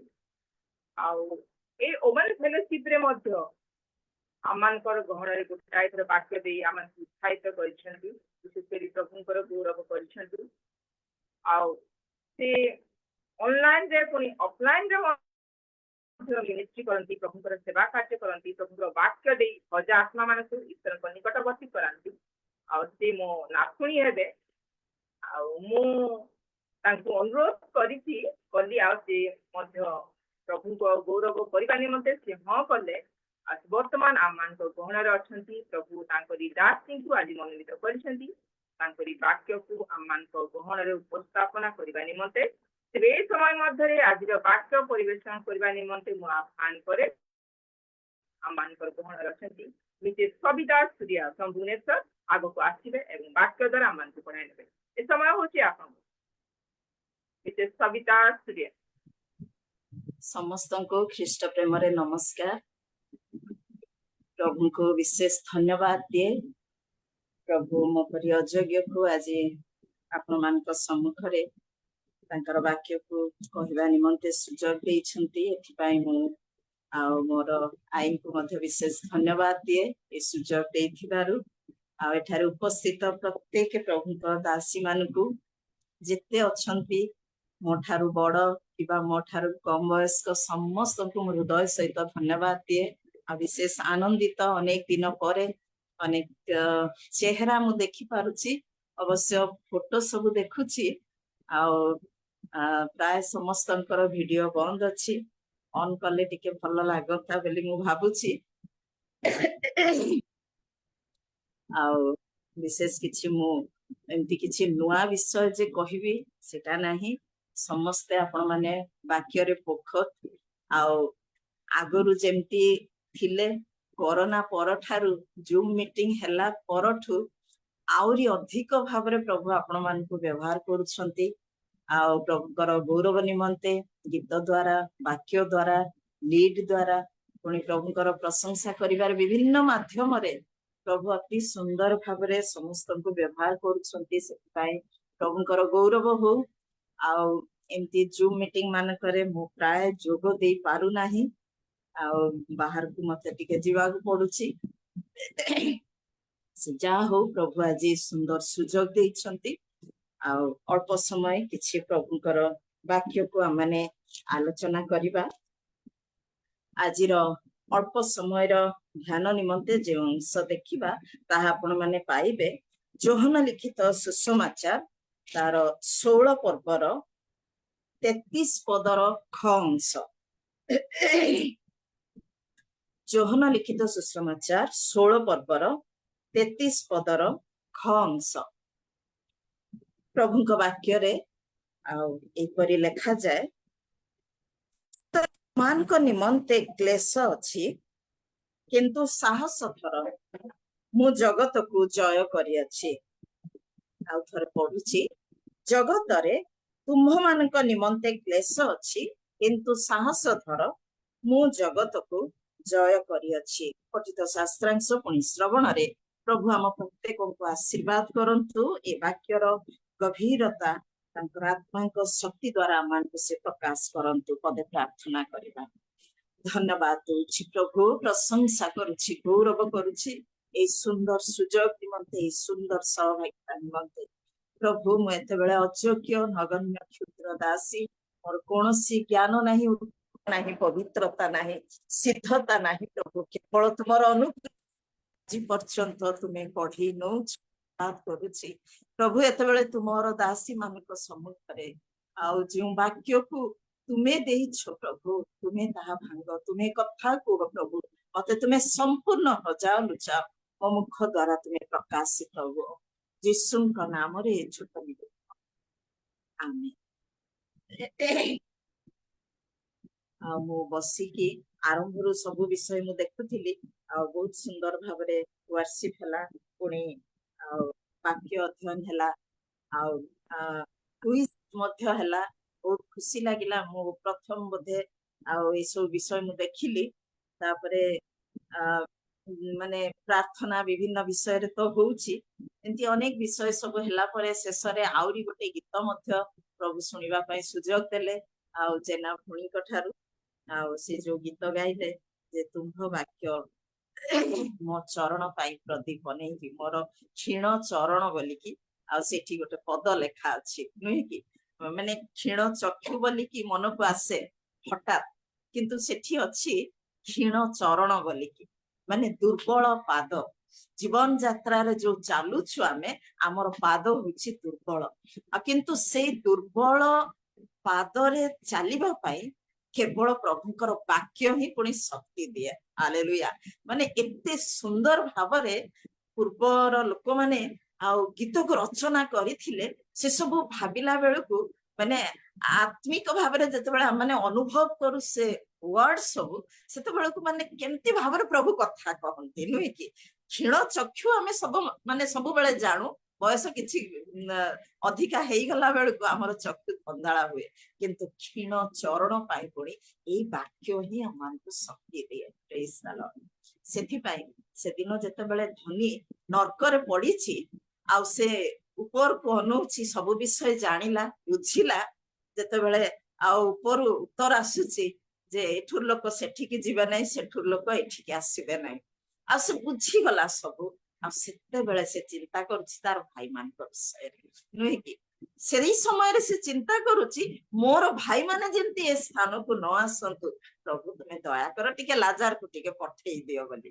ସେତେବେଳେ ଆଉ ନିଜ ବିଷୟ ତ ଭାବିବାର କିଛି ଲାଭ ନାହିଁ ଭାଇମାନଙ୍କ ବିଷୟରେ ସେ ଚିନ୍ତା କରିକି କହୁଛି ଆଉ ସେଇ ସମୟରେ ପୁଣି ଉତ୍ତର ଆସୁଛି କଣ ବୋଲି ଯେ ବଞ୍ଚିଥିବା ସମୟରେ ସେମାନଙ୍କ ପାଖକୁ କିଏ ଗଲେ ତ ଶୁଣୁ ନଥିଲେ ଆଉ ମଲା ଲୋକ ଲାଜାରକୁ ପଠେଇଲେ କେମିତି ଭାବରେ ଗ୍ରହଣ କରିବେ ତାଙ୍କ ପାଖରେ ଏଇ ଧର୍ମ ପୁସ୍ତକ ଅଛି ଏ ବ୍ୟବସ୍ଥା ଅଛି ଆଉ ସେଇଥିରୁ ସେମାନେ ସବୁ ବିଷୟ ଜାଣିପାରିବେ ସବୁ ପ୍ରକାର ସୁବିଧା ସୁଯୋଗ ପ୍ରଭୁ କରିଦିଅନ୍ତି ଯଦି ବାଇବେଲର ସାରାଂଶରେ ଆମେ ଦେଖୁଛୁ ଗୋଟିଏ ପଦ ଯୋଉଟା କି ସ୍ୱର୍ଗ ନେବ ନୁହେଁ କି ଯୋହନ 3:16 ପୁରା ମୂଳ ପଦ ଯେ ଯୀଶୁଙ୍କୁ ଯିଏ ବିଶ୍ୱାସ କରିବ ସେ ପରିତ୍ରାଣ ପାଇବ ଅନନ୍ତ ଜୀବନ ପାଇବ ପୁଣି ଆଉ ଗୋଟେ ପଦ ଏଇ ଜଗତରେ ଚଳିବା ନିମନ୍ତେ ଜଗତରେ ବଞ୍ଚିବା ନିମନ୍ତେ ଆଉ ଗୋଟେ ବ୍ଲେସିଂ ପଦ ଗୋଟେ ଆମେ ସମସ୍ତେ ଜାଣୁ ଯୋହନ 15:7 ପଦ ଯେ ମୋହର ବାକ୍ୟ ଯଦି ତୁମମାନଙ୍କ ଠାରେ ଅଛି ତୁମେ ଯଦି ମୋ ସହିତ ଲାଗି ରହୁଛ ତାହେଲେ ଯାହା ଇଚ୍ଛା କର ତାହା ତୁମମାନଙ୍କ ନିମନ୍ତେ ସାଧିତ ହବ ତା ବୋଲି ମତେ ଏରୋପ୍ଲେନ ଦେଇଦିଅ ଆଉ 4ଟା କି ଗାଡି ସବୁ ଦେଇଦିଅ ବୋଲିକି ପ୍ରଭୁଙ୍କୁ ହଠାତ୍ ମାଗିଲେ ଯେ ପ୍ରଭୁ ଦେବେ ସେ ବିଷୟ କୁହା ହେଇନାହିଁ ଯେତିକି ଆବଶ୍ୟକ ପଡିର ଭାଗ ଦେଇକି ଯାହା ଆବଶ୍ୟକ ପ୍ରଭୁ ପଢେଇ ନେବେ କାରଣ ସେଠି ପୁରା ପ୍ରତିଜ୍ଞା ଭାବରେ ପ୍ରଭୁ ଏଇ ସ୍ଥାନରେ କହିଛନ୍ତି ଯେ ତୁମର ବାକ୍ୟ ଯଦି ମୋ ହୃଦୟରେ ତୁମ ହୃଦୟରେ ଅଛି ମୋର ବାକ୍ୟ ପୁଣି ତୁମେ ଯଦି ମୋ ସହିତ ଅଛ ତାହେଲେ ଯାହା କିଛି ମାଗ ତୁମମାନଙ୍କ ନିମନ୍ତେ ସାଧିତ ହେବ ଦିଟା ବ୍ଲେସିଂ ତ ପୁରା ଏଇଠି ହିଁ ଆମକୁ ଚାବିକାଠି ଦେଇଛନ୍ତି ପ୍ରଭୁ ତେବେ ଆମମାନେ କଣ କରୁ ଅନେକ ସମୟରେ ସବୁ ବିଷୟ ଭାବୁଥିଲେ ମଧ୍ୟ ଜାଣିଥିଲେ ମଧ୍ୟ ଶୈତାନ ଆମମାନଙ୍କୁ ଦୁର୍ବଳ କରିଦିଏ ଆଉ ଏଇ ସ୍ଥାନରେ ଆମେ ଦେଖୁଛୁ ଯେ ପ୍ରଭୁ ଯୀଶୁ କହୁଛନ୍ତି ଜଗତରେ ତୁମ୍ଭମାନଙ୍କ ନିମନ୍ତେ କ୍ଲେଶ ଅଛି କିନ୍ତୁ ସାହସ ଧର ମୁଁ ଜଗତକୁ ଜୟ କରିଛି ହାଲେଲୁୟା ପ୍ରଭୁ ଯୀଶୁ କହୁଛନ୍ତି ମୁଁ ଜଗତକୁ ଜୟ କରିଛି ତୁମମାନଙ୍କ ନିମନ୍ତେ ମଧ୍ୟ ମୋ ଠାରୁ ବି ଅଧିକ କ୍ଲେଶ ହବ କ୍ଲେଶ କିନ୍ତୁ ଅଛି କିନ୍ତୁ ସାହସ ଧର ମୁଁ କରିଛି ମାନେ ତୁମମାନେ ମଧ୍ୟ ଜୟ କରିବ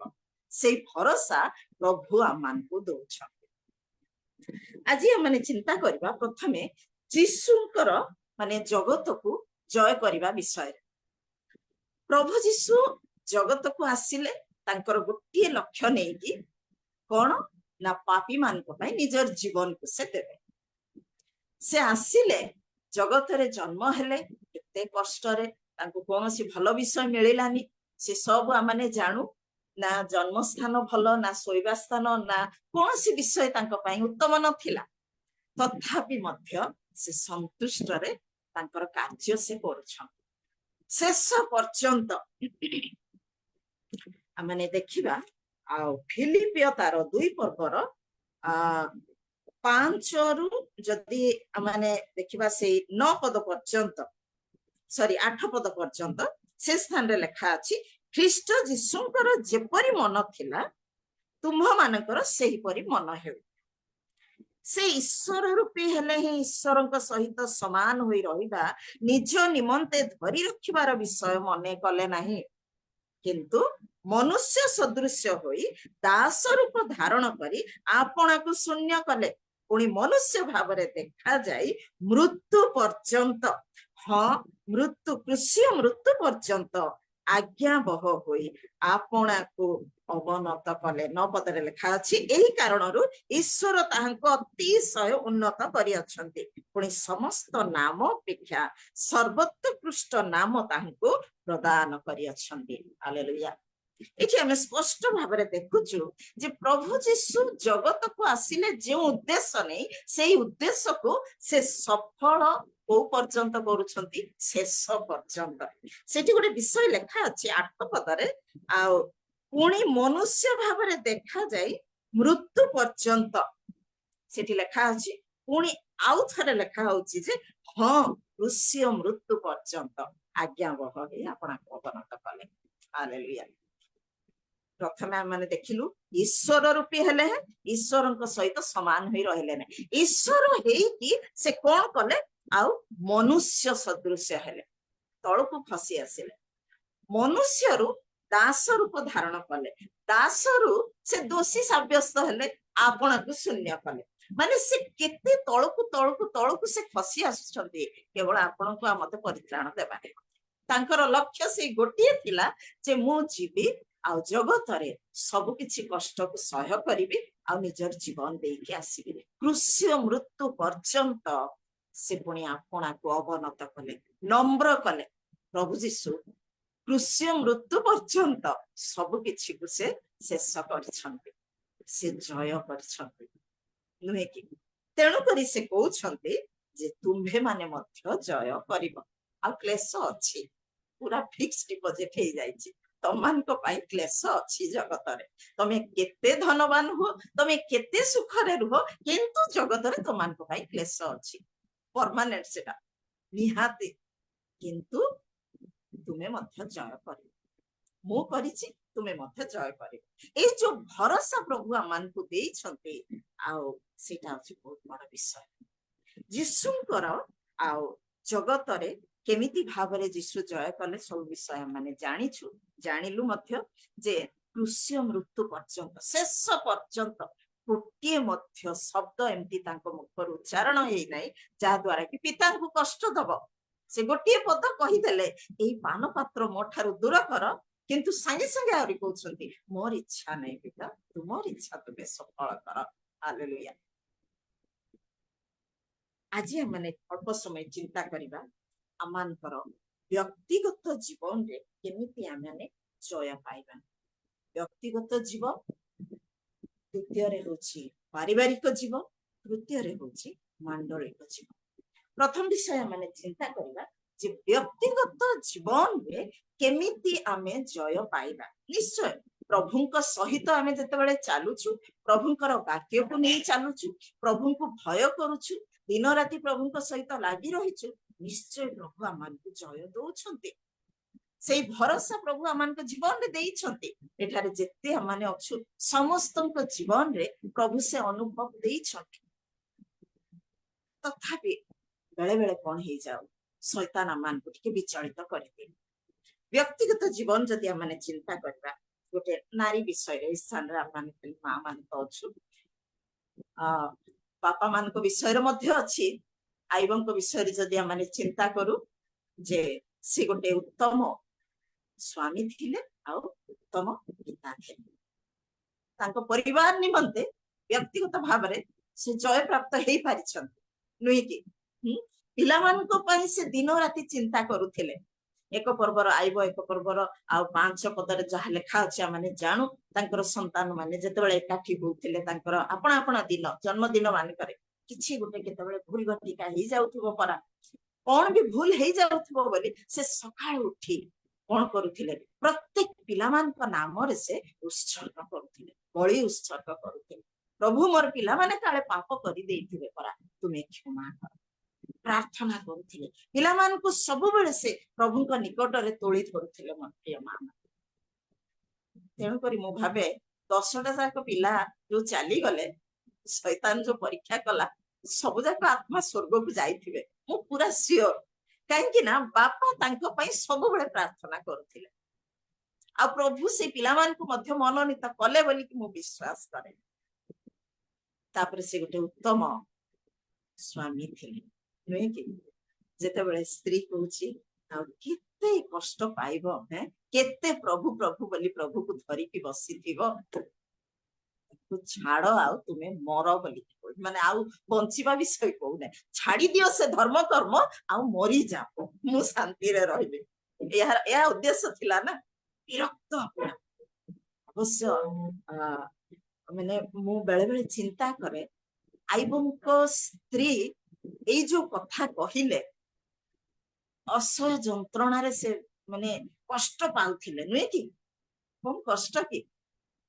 ଜଣେ ଧନବାନର ସ୍ତ୍ରୀ ଏତେ ହଜାର ହଜାର ମାନେ ପଶୁ ପକ୍ଷୀ ଧନ ସମ୍ପତ୍ତି 10ଟା ସନ୍ତାନ ସବୁ କିଛି ଚାଲିଗଲା ପରେ ମଧ୍ୟ ସେ ତାଙ୍କ ସ୍ୱାମୀକି ଦେଖୁଛନ୍ତି ନମ୍ରତାର ସହିତ, କେବଳ ପ୍ରାର୍ଥନାରେ ସମୟ ପକାଉଛନ୍ତି। ତାଙ୍କ ମୁଖରେ ପୁଣି ଗୋଟିଏ ମଧ୍ୟ ଏମିତି ଶବ୍ଦ ନଥିଲା ଯେ ପ୍ରଭୁଙ୍କୁ ଦୁଃଖ ଦବ ବୋଲି। ବିରକ୍ତ ହେଇଯାଉଛନ୍ତି ତାଙ୍କ ସ୍ତ୍ରୀ। କେତେ ମାନେ ତାଙ୍କ ସ୍ତ୍ରୀଙ୍କୁ କେତେ କଷ୍ଟ ସେ ସମୟରେ ହେଇଥିବ। ମୋ ଭଳିଆ ନାରୀ ନା ସେ ବି, ସହିବାର ସୀମା ଥାଏ। ଅନେକ ସମୟରେ ଆମମାନଙ୍କ ପାଟିରୁ ଗୋଟେ ଗୋଟେ ୱାର୍ଡ ବାହାରି ପଡେ ନୁହେଁ କି? ଆଉ କେତେ ସମୟ ପ୍ରଭୁ ବୋଧେ ଆଉ ଶୁଣୁନାହାନ୍ତି, ପ୍ରଭୁ ଆଉ ଦେଖୁନାହାନ୍ତି, ମୁଁ ଆକା ଜଗତରେ ଏତେ ବଡ ପାପୀ କି? ଏଇ କଥା ମଧ୍ୟ ଆମେ ଉଚ୍ଚାରଣ କରିଥାଉ। ଆଇବଙ୍କ ସ୍ତ୍ରୀ ସେଇପରି ହେଇଥିଲେ ମୋର ପ୍ରିୟ। କିନ୍ତୁ ତାଙ୍କ ସ୍ୱାମୀ ତାଙ୍କୁ ବୁଝଉଛନ୍ତି, ସେ ବିରକ୍ତ ହଉନାହାନ୍ତି, ସେ କେତେ ସୁନ୍ଦରରେ ବୁଝଉଛନ୍ତି। କାହିଁ ଏମିତି ମୁଢା ସ୍ତ୍ରୀ ଭଳିଆ କଥା କହୁଛ ତମେ? ମୁଁ ଭାବୁଛି ସେ ବିରକ୍ତ ହେଇନାହାନ୍ତି, ଧୀରେ ତାଙ୍କୁ ବୁଝେଇଛନ୍ତି। ଆମେ କଣ ପ୍ରଭୁଙ୍କ ଠାରୁ କେବଳ ମଙ୍ଗଳ ହିଁ ନେବା, ଅମଙ୍ଗଳ କଣ ଗ୍ରହଣ କରିବା ନାହିଁ? ଆଉ ସେ ସାଙ୍ଗେ ସାଙ୍ଗେ ତାଙ୍କ ସ୍ତ୍ରୀଙ୍କ ବିଷୟରେ ଆଉ କିଛି ଉଲ୍ଲେଖ ନାହିଁ। ଆଉ ଯୋଉ 10ଟା କନ୍ୟା ଜନ୍ମ 10ଟା ପୁତ୍ର କନ୍ୟା ଯୋଉ ଜନ୍ମ ହେଲା ପରେ ପ୍ରଭୁ ଆଶୀର୍ବାଦ କଲେ, ବୋଧେ ସେଇ ସ୍ତ୍ରୀର ଗର୍ଭରୁ ଦେଇଥିବେ ବୋଲି ମୁଁ ଭାବୁଛି, ନୁହେଁ କି? ନା ଆପଣ ମାନେ କଣ ଭାବୁଛନ୍ତି? ମତେ କେହି ଉତ୍ତର ଦିଅନ୍ତୁ, ମୁଁ ତ ଜାଣି ନାହିଁ, କେହି ତ ଜଣେ ଉତ୍ତର ଦିଅନ୍ତୁ। ସେଇ ସ୍ତ୍ରୀ ମରିଗଲେ କି ସେଇ ସ୍ତ୍ରୀକୁ ଛାଡପତ୍ର ଦେଇଦେଲେ, ସେଇ ସ୍ତ୍ରୀକୁ ଛାଡିକି ଆଉ ଜଣକୁ ବିବାହ କଲେ, ଏ ବିଷୟ ତ ଲେଖା ନାହିଁ ନା। ତେଣୁ ତାଙ୍କ ସ୍ତ୍ରୀଙ୍କୁ ମଧ୍ୟ ସେ ପ୍ରଭୁଙ୍କ ବିଷୟରେ ବୁଝେଇଛନ୍ତି। ଗୋଟେ ସକ୍ସେସ ସ୍ୱାମୀ ସେ ହେଇଛନ୍ତି। ହାଲେଲୁୟା। ଜଣେ ମା କେମିତି ସକ୍ସେସ ହବ? ବ୍ୟକ୍ତିଗତ ଭାବରେ ଆମେ ଗୋଟେ ଗୋଟେ ମା, ଯଦି ଆମେ ଦେଖିବା ଯେ ମଲାଖି ତାର 2 ପର୍ବର 15 ପଦରେ ଗୋଟେ ବିଷୟ ଲେଖା ଅଛି, ଆମେ ଜାଣୁ ସମସ୍ତେ। 2 ପର୍ବର 15 ପଦରେ, ପୁଣି ତାହାଙ୍କ ଠାରେ ଆତ୍ମାର ଅବଶିଷ୍ଟ ଅଂଶ ଥିଲେ ସେ କି ଏକ ନ କଲେ, ଆଉ କାହିଁକି ଏକ କଲେ? ସେ ଈଶ୍ୱରୀୟ ଏକ ବଂଶର ଚେଷ୍ଟା କଲେ। କ ଅଂଶରେ ଲେଖା ଅଛି, ସେ 2ର 15 ପଦର କ ଅଂଶରେ। ଆଉ ଏଥିପାଇଁ ତୁମ୍ଭେ ମାନେ ଆତ୍ମା ବିଷୟରେ ସାବଧାନ ହୁଅ ବୋଲିକି ଲେଖା ଅଛି। ପ୍ରଭୁ ଏକ ପୁରୁଷ ପୁଣି ଏକ ସ୍ତ୍ରୀକୁ ଯୋଉ ସଂଯୋଗ କରନ୍ତି, ତାଙ୍କର ଗୋଟିଏ ଲକ୍ଷ୍ୟ ନେଇ ବିବାହ ବିଧିକୁ ସେ ସଂଯୋଗ କଲେ, ସ୍ଥାପନ କଲେ। ଏଇ ଜଗତରେ ଈଶ୍ୱରଙ୍କର ବଂଶକୁ ବୃଦ୍ଧି କରିବା ନିମନ୍ତେ ମୁଁ ଏ ବିଷୟରେ କହିଯିବି ଅନେକ ଜାଗାରେ ଈଶ୍ୱରଙ୍କର ବଂଶକୁ ବୃଦ୍ଧି କରିବା ପାଇଁ ବିବାହ ବିଧିକୁ ପ୍ରଭୁ ସ୍ଥାପନ କଲେ। ମୋର ଯେ ସୂର୍ଯ୍ୟ ବଂଶ କି କରାଡ ବଂଶ କି ଦାସ ବଂଶ କି ମହାନ୍ତି ବଂଶ କି ଜେନା ବଂଶର ବୃଦ୍ଧି ପାଇଁ ନାହିଁ, ଈଶ୍ୱରୀୟ ବଂଶର ବୃଦ୍ଧି ପାଇଁ ବୋଲି ଗୋଟିଏ ପୁରୁଷ ଆଉ ଗୋଟିଏ ସ୍ତ୍ରୀକୁ ପ୍ରଭୁ ଏକ କଲେ।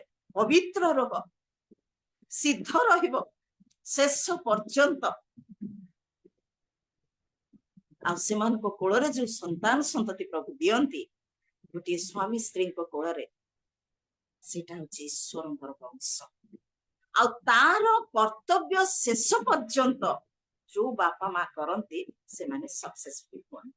ହାଲେଲୁୟା। ଜୟ ପାଇବା କ୍ଲେଶ ଅଛି ମାନେ କେବଳ ପ୍ରଭୁଙ୍କ ନିମନ୍ତେ ଆମମାନେ ଅନେକ ସମୟରେ ଚିନ୍ତା କରୁ କଣ, ମାଡ ଛାଟ ଗାଳି ପ୍ରଭୁଙ୍କ ପାଇଁ ତାଡନା ଏସବୁ ସହିଲେ ହିଁ ଆମେ ଜୟ ପାଇବା ବିଷୟ ଆମେ ଚିନ୍ତା କରୁ। କିନ୍ତୁ ପ୍ରଭୁ ଯୀଶୁ ଜଗତକୁ ଯୋଉ ଉଦ୍ଦେଶ୍ୟରେ ଆସିଥିଲେ, ମାଡ ଖାଇଲେ, କଷ୍ଟ ପାଇଲେ, କେତେ କଷ୍ଟ କେତେ ଦାରୁଣ ଯନ୍ତ୍ରଣା, ଭୋକରେ ରହିବା ପାଇଁ ଭଲ ଜାଗା ନଥିଲା, କୌଣସି ବିଷୟ ଉତ୍ତମତା ନଥିଲେ ମଧ୍ୟ ସେ ସବୁକୁ ଜୟ କରି ଗଲେ। ଆଉ ସେ ମଧ୍ୟ ଏହା ଚାହାନ୍ତି ଆମମାନଙ୍କ ଜୀବନରେ ଏକ ଉତ୍ତମ ପିତା ଯଦି ସେ ପିତାର ଦାୟିତ୍ୱ ଠିକ ଭାବରେ ନେଲେ ହିଁ ସେଇ ଭିତରେ କଷ୍ଟ ଆସିବ, ସେଇ ଭିତରେ ଦୁଃଖ ଆସିବ, ସେଇ ଭିତରେ ନିନ୍ଦା ଆସିବ, ସେଇ ଭିତରେ ଅଭାବ ଆସିବ, ସବୁ କିଛି ବିଷୟ। ଗୋଟେ ମା ହେଲେ ଏକ ଉତ୍ତମ ମା ହେବା ନିମନ୍ତେ କେତେ ଅଭାବ ଆସିବ, କେତେ ନିନ୍ଦା ଆସିବ, ଅନ୍ୟମାନଙ୍କ ଠାରୁ ବିଭିନ୍ନ କଥା ମଧ୍ୟ ଶୁଣିବାକୁ ପଡିବ। ଏ ସବୁ ପରିସ୍ଥିତିକୁ କ୍ରସ୍ କରିକି ଶେଷ ପର୍ଯ୍ୟନ୍ତ ଯଦି ପ୍ରକୃତରେ ଏକ ଉତ୍ତମ ମା ହେଇପାରିଛନ୍ତି ଜଣେ, ତାହେଲେ ସେ ଜୟ ପାଏ।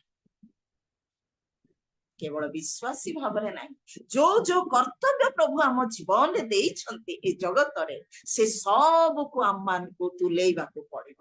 କେବଳ ପ୍ରଭୁଙ୍କ ନିମନ୍ତେ ମାଡ ଛାଟ କିମ୍ବା ମରିଗଲେ କିମ୍ବା ଜେଲକୁ ଗଲେ ଯେ ଆମେ ସକ୍ସେସ ପାଇବା ତାହା ନୁହେଁ। ଆମେ ଆଡେ ପ୍ରଭୁଙ୍କ ପାଇଁ ସବୁ କିଛି ହଉଥିବା, ତାଡନା ପ୍ରାପ୍ତ ହଉଥିବା, କିନ୍ତୁ ମୋର ଯୋଉ ଦାୟିତ୍ୱ ଅଛି କେବଳ ସେବା କାର୍ଯ୍ୟ ଯେ ନାହିଁ ତା ନାହିଁ। ମତେ ପ୍ରଭୁ ପରିବାର ଦେଇଛନ୍ତି, ପିଲାମାନଙ୍କୁ ଦେଇଛନ୍ତି, ମତେ ଗୋଟେ ମାର ଦାୟିତ୍ୱ ଦେଲେ, ସ୍ତ୍ରୀର ଦାୟିତ୍ୱ ଦେଲେ, ଗୋଟେ ବୋହୂର ମଧ୍ୟ ଦାୟିତ୍ୱ ଦେଇଛନ୍ତି। এই প্রত্যেকটি দায়িত্বକୁ যে পর্যন্ত ଆମେ ସଫଳତାର ସହିତ କରିନାହୁଁ ସେ ପର୍ଯ୍ୟନ୍ତ ଆମେ ଜୟପ୍ରାପ୍ତ ହେଇପାରିବା ନା। ବ୍ୟକ୍ତିଗତ ଜୀବନ କଥା ମୁଁ କହିଲି, ଗୋଟିଏ ଉତ୍ତମ ମା, ଗୋଟିଏ ଉତ୍ତମ ସ୍ତ୍ରୀ, ବାଇବେଲରେ ଅନେକଙ୍କ ବିଷୟରେ ଆମେ ଜାଣୁ। ଗୋଟେ ଉତ୍ତମ ବୋହୂ, ବହୁତ କଷ୍ଟ ଏସବୁ ଜଗତରେ ତୁମମାନଙ୍କ ନିମନ୍ତେ କ୍ଲେଶ ଅଛି, ମାତ୍ର ସାହସ ଧର, ମାନେ ଜଗତକୁ ଜୟ କରିବ, କାରଣ ମୁଁ ଜୟ କରିଛି। ପ୍ରଭୁ ଆମମାନଙ୍କୁ ଭରସା ଦିଅନ୍ତି। ମୋର ପ୍ରିୟ ମାନେ, ହାନ୍ନାଙ୍କ ଜୀବନରେ ଯଦି ଆମେ ଦେଖୁ, ସେ କେତେ ମାନେ ତାଙ୍କ ମନର ଦୁଃଖକୁ ପ୍ରଭୁଙ୍କ ନିକଟରେ ସେ ଢାଳୁଥିଲେ, ଆଉ ପ୍ରଭୁ ଉତ୍ତର ଦେଇଦେଲେ, ସୁନ୍ଦର ପୁଅ ଗୋଟେ ଦେଇଦେଲେ।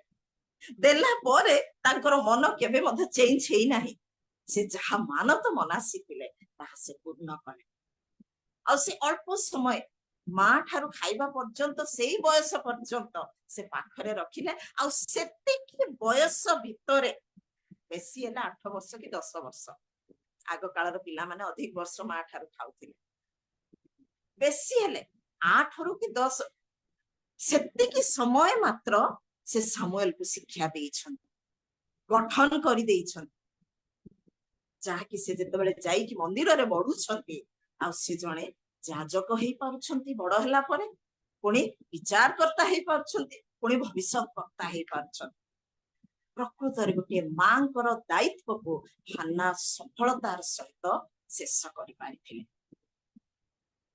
ପ୍ରଭୁ ତାଙ୍କ ଜୀବନ ଦ୍ୱାରା ଗୌରବ ପାଇଲେ, ଏକ ଉତ୍ତମ ମା। ସେଥିପାଇଁ ପ୍ରଭୁ ତାଙ୍କୁ ଆହୁରି ଆଶୀର୍ବାଦ କରିକି ଆହୁରି 3 ପୁତ୍ର 2 କନ୍ୟା ଆହୁରି ପ୍ରଭୁ ତାଙ୍କୁ ଦେଲେ, ଏକ୍ସଟ୍ରା ବୋନସ ଭାବରେ ତାଙ୍କ ଜୀବନକୁ ପ୍ରଭୁ ଗୌରବାନ୍ୱିତ କରିଦେଲେ। ସେ ମାଙ୍କୁ କେତେ ବଡ ବିଷୟ ଦେଖନ୍ତୁ। ଏକ ଉତ୍ତମ ବହୁ ଶେଷ ପର୍ଯ୍ୟନ୍ତ କର୍ତ୍ତବ୍ୟ କଲେ। ଋତଙ୍କ ବିଷୟରେ ଯଦି ଆମେ ଦେଖୁଛୁ, ଋତ ମଧ୍ୟ ଜୀବନରେ ସବୁ କିଛି ପରିସ୍ଥିତି ଆସିଲା, ସ୍ୱାମୀ ହରା ହେଇଗଲେ, କିନ୍ତୁ ସେ ଗୋଟେ ଉତ୍ତମ ବୋହୂ ହେଇପାରିଥିଲେ। ତେଣୁକରି ପ୍ରଭୁ ତାଙ୍କୁ ଏମିତି ଅନୁଗ୍ରହ କଲେ ଯେ ତାଙ୍କର ଗର୍ଭରୁ ଯୋଉ ଔରସ ଆରମ୍ଭ ହେଲା, ଦାଉଦ ବଂଶରେ ପ୍ରଭୁ ଯୀଶୁ ନିଜେ ଜନ୍ମ ହେଲେ।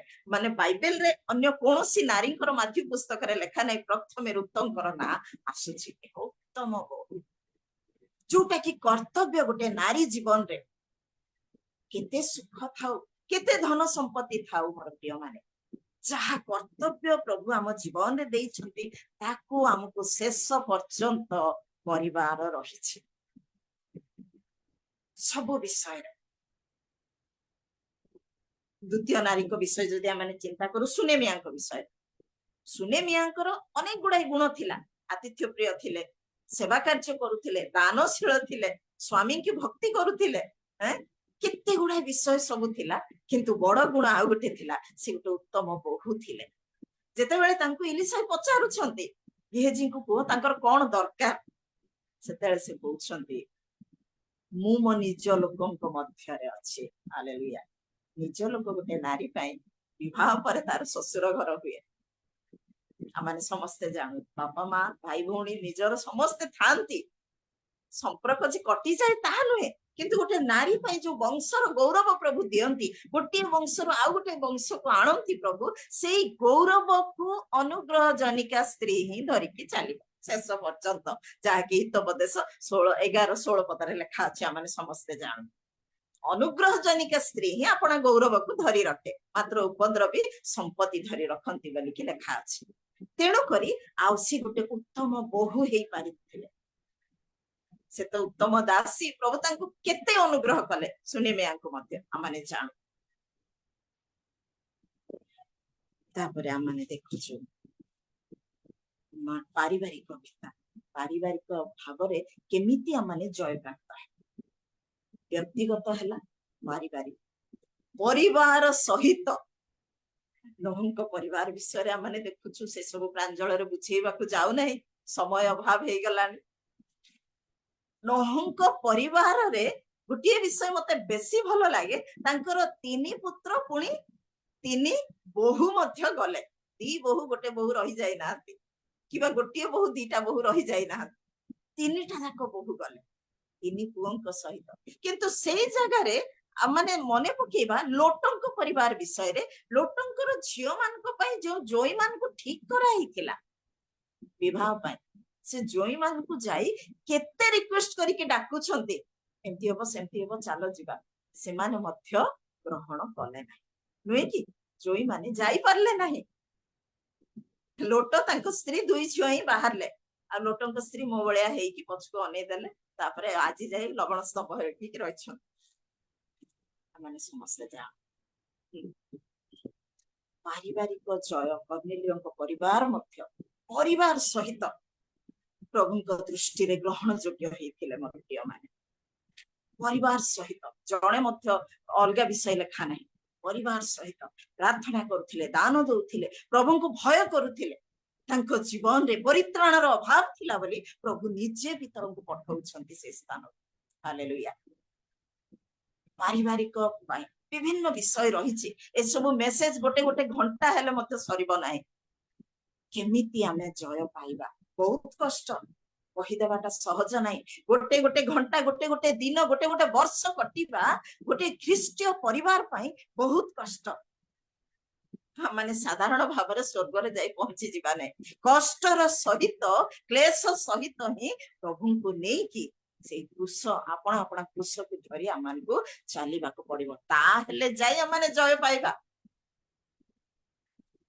ତାପରେ ଆମେ ଦେଖିବା ମାଣ୍ଡଳିକ ଜୟ। ମାଣ୍ଡଳିକ ଭାବରେ କେମିତି ଜୟ ପ୍ରାପ୍ତ। ଅନେକ ସମୟରେ କଣ ହୁଏ, ଅନେକ ପରିବାରକୁ ମୁଁ ଏଠି ଭୁବନେଶ୍ୱରରେ ଥାଇକି ମଧ୍ୟ ଦେଖୁଛି, ଦୀର୍ଘ ବର୍ଷ ଚର୍ଚ୍ଚ ଗଲା ପରେ ଚର୍ଚ୍ଚ ବନ୍ଦ କରିଦିଅନ୍ତି।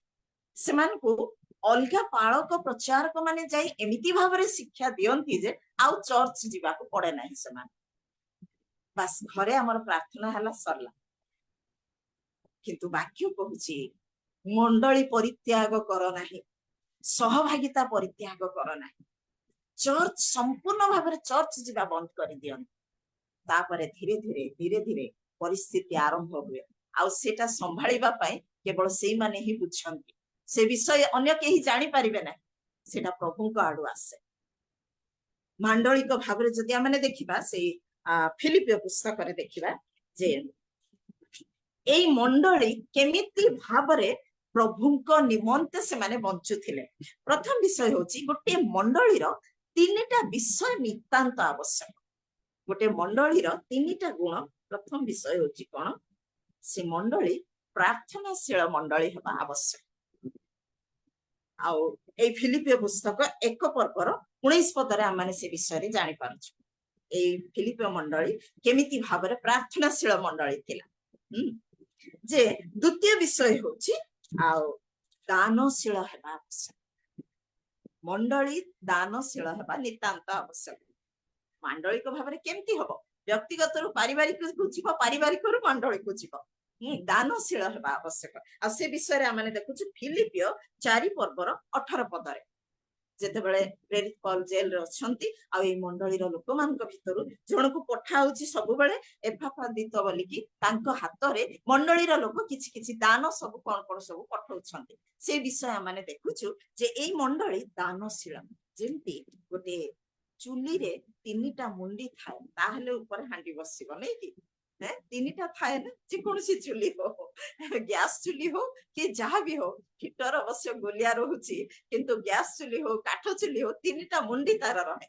ଠିକ ସେମିତି ଗୋଟେ ମଣ୍ଡଳୀର ପ୍ରଥମେ ହଉଛି ଆଉ ପ୍ରାର୍ଥନାଶୀଳ ହେବା ଆବଶ୍ୟକ। ଦ୍ୱିତୀୟ ବିଷୟ ହଉଛି ଦାନଶୀଳ। ତୃତୀୟ ବିଷୟ ହଉଛି ସେବା କାର୍ଯ୍ୟ କରିବା ମାଣ୍ଡଳିକ ଭାବରେ। ଆପଣ ମାନେ ମଧ୍ୟ ସେଇପରି କରୁଛନ୍ତି, ସେଥିପାଇଁ ପ୍ରଭୁଙ୍କର ଗୌରବ ହଉ। ମା ମାନଙ୍କର ମହିଳା ସମିତି ହୁଏ, ସେଠି ଏକ ମନ ହେଇକି ବିଭିନ୍ନ ବିଷୟ ସବୁ, ବିଭିନ୍ନ ଯୋଜନା ସବୁ କରାହୁଏ ପ୍ରଭୁଙ୍କ ନିମନ୍ତେ କେମିତି କଣ କରିବା ବୋଲି। ସେବା କାର୍ଯ୍ୟ ତାହା ଆପଣ ମାନେ ଦେଖିବେ ଫିଲିପିଓ 1 ପର୍ବର 4 ପଦରେ ଲେଖା ଅଛି। ଫିଲିପିଓ 1 ପର୍ବର 4 ପଦରେ। ତେଣୁ ଏଇ ଯୋଉ 3ଟି ବିଷୟ ମଧ୍ୟ ମଣ୍ଡଳୀ ସହିତ ସଂଯୁକ୍ତ ହେଇକି ଆମମାନଙ୍କୁ କରିବାକୁ ପଡିବ। ତାହେଲେ ମଣ୍ଡଳୀରେ ଆତ୍ମିକ ଜୀବନର ଅଭିବୃଦ୍ଧି ହବ, ପୁଣି ଅନେକ ଆତ୍ମା କଣ ହେବେ? ସଂଯୁକ୍ତ ହେବେ। ଆଉ ସେଇଟା ହଉଛି ମଣ୍ଡଳୀ ଗୋଟେ ଯୋଗ୍ୟ ପ୍ରଭୁଙ୍କର ମନୋନୀତ ମଣ୍ଡଳୀ, ମନୋନୀତ କନ୍ୟା ଭାବରେ ଶେଷ ଦିନରେ ଗୃହୀତ ହେଇପାରିବ। ମୋର ପ୍ରିୟ ଭାଇ ମାନଙ୍କ ଜୀବନରେ ବର୍ତ୍ତମାନ ଯେତେବେଳେ ଦେଖୁଛୁ ବିଭିନ୍ନ ବିଷୟ ମନକୁ ଆସୁଛି, ନୁହେଁ କି? ମାନେ କେତେ ଘଟଣା ଘଟି ଯାଉଛି। ହଠାତ୍ ହଠାତ୍ ମୃତ୍ୟୁ ହଉଛି, ହଠାତ୍ କିଛି ନଥାଉଛି, ହଠାତ୍ ହାର୍ଟ ଷ୍ଟ୍ରୋକ ହେଇଗଲା, ବ୍ରେନ ଷ୍ଟ୍ରୋକ ହେଇଗଲା, ଏମିତି ହେଲା ସେମିତି ହେଲା। ଭଲ ଥିବା ଲୋକ, କାଲି ଭଲ ଥିବା ଲୋକ ଆଜି ରହୁନାହାନ୍ତି। ଯୁବା ଯୁବତୀ ମାନଙ୍କ ବିଷୟରେ ଯଦି ଆମେ ଚିନ୍ତା କରୁ, କେତେ ମାନେ ଦୁଃଖ ଲାଗୁଛି। ଏମିତି ପରିସ୍ଥିତି ଆସିଯାଇଛି ଯେ ବିବାହକୁ ମଧ୍ୟ ଭୟ ପଶି ଯାଉଛି ପିଲାମାନଙ୍କ ଭିତରେ। ଏବେର ସମୟ ସେମିତି ହେଇଯାଇଛି। କେତେ ମାନେ ଜାଗ୍ରତ, କେତେ ବାକ୍ୟ ଶିକ୍ଷା ଦେଲେ ମଧ୍ୟ ଆଜିକାଲିର ଯୁବା ଯୁବତୀ ମାନଙ୍କୁ ମଧ୍ୟ ଠିକ ବାଟରେ ପ୍ରଭୁଙ୍କ ଉପରେ ଭରସା କରି ଶିଖେଇବା, ଚଲେଇବାଟା ମଧ୍ୟ ବହୁତ କଷ୍ଟ ହେଇଯାଉଛି। ସେଥିପାଇଁ ଜିରିମିୟ ତାର 9 ପର୍ବର 17 ପଦରେ ଲେଖା ଅଛି। ସୈନ୍ୟାଧିପତି ସଦାପ୍ରଭୁ ଏଇ କଥା କହନ୍ତି। ଜିରିମିୟ 9ର 17 ପଦରେ ସୈନ୍ୟାଧିପତି ସଦାପ୍ରଭୁ ଏଇ କଥା କହନ୍ତି, ତୁମେ ମାନେ ବିବେଚନା କର ଓ ବିଳାପକାରିଣୀ ସ୍ତ୍ରୀ ମାନଙ୍କୁ ଆସିବା ପାଇଁ ଡାକ ଓ ନିପୁଣ ସ୍ତ୍ରୀ ମାନଙ୍କର ଆସିବା ପାଇଁ ଲୋକ ପଠାଅ। ଆମମାନଙ୍କର ଚକ୍ଷୁ ଯେମନ୍ତ ଲୋତକରେ ଭାସିଯିବ ଓ ଆମମାନଙ୍କ ଚକ୍ଷୁପତାରୁ ଜଳଧାରା ନିର୍ଗତ ହେବ, ଏଥିପାଇଁ ସେମାନେ ଶୀଘ୍ର ଆସି ଆମମାନଙ୍କ ନିମନ୍ତେ ହାହାକାର କରନ୍ତୁ। ଘରକୁ ଡାକ ପୁଣି। ଆଉ ସେ ମା ଯଦି ଆସି ପାରୁନାହାନ୍ତି, ଅଟୋ ପଠାଅ, ଗାଡି ପଠାଅ, ତାଙ୍କୁ ନେଇକି ଆସ। ତାପରେ ଘରେ ବସି ତମମାନେ ମିଶିକି କାନ୍ଦ, ଦୁହେଁ ମିଶିକି କାନ୍ଦ।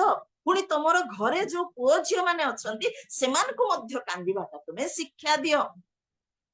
କାହିଁକି ନା ଏଠି ଲେଖା ଅଛି ଯେ 21 ପଦ ଦେଖିବା। 21 ପଦରେ ଲେଖା ଅଛି,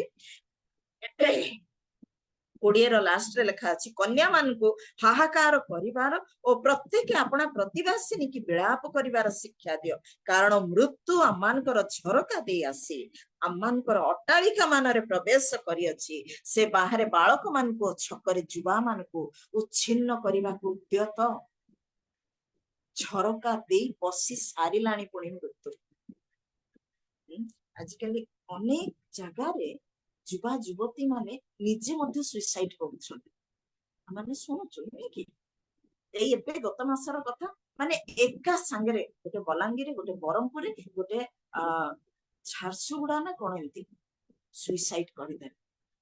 ଏଇଠି ଭୁବନେଶ୍ୱରରେ ମଧ୍ୟ ନୟାପଲ୍ଲୀରେ ହଷ୍ଟେଲରେ ଥିଲେ ଗୋଟେ ଝିଅଟା, ସାଙ୍ଗେ ସାଙ୍ଗେ ଆଉ ସେ ଫାସି ହେଇକି ନିଜେ ବେକରେ ଦୌଡ଼ି ଲଗେଇକି ସେ ଚାଲିଗଲେ। ନିଜର ଜୀବନ ପ୍ରତି ଆଉ ଲୋଭ ଆସୁନାହିଁ, ସୁଇସାଇଡ କରୁଛନ୍ତି।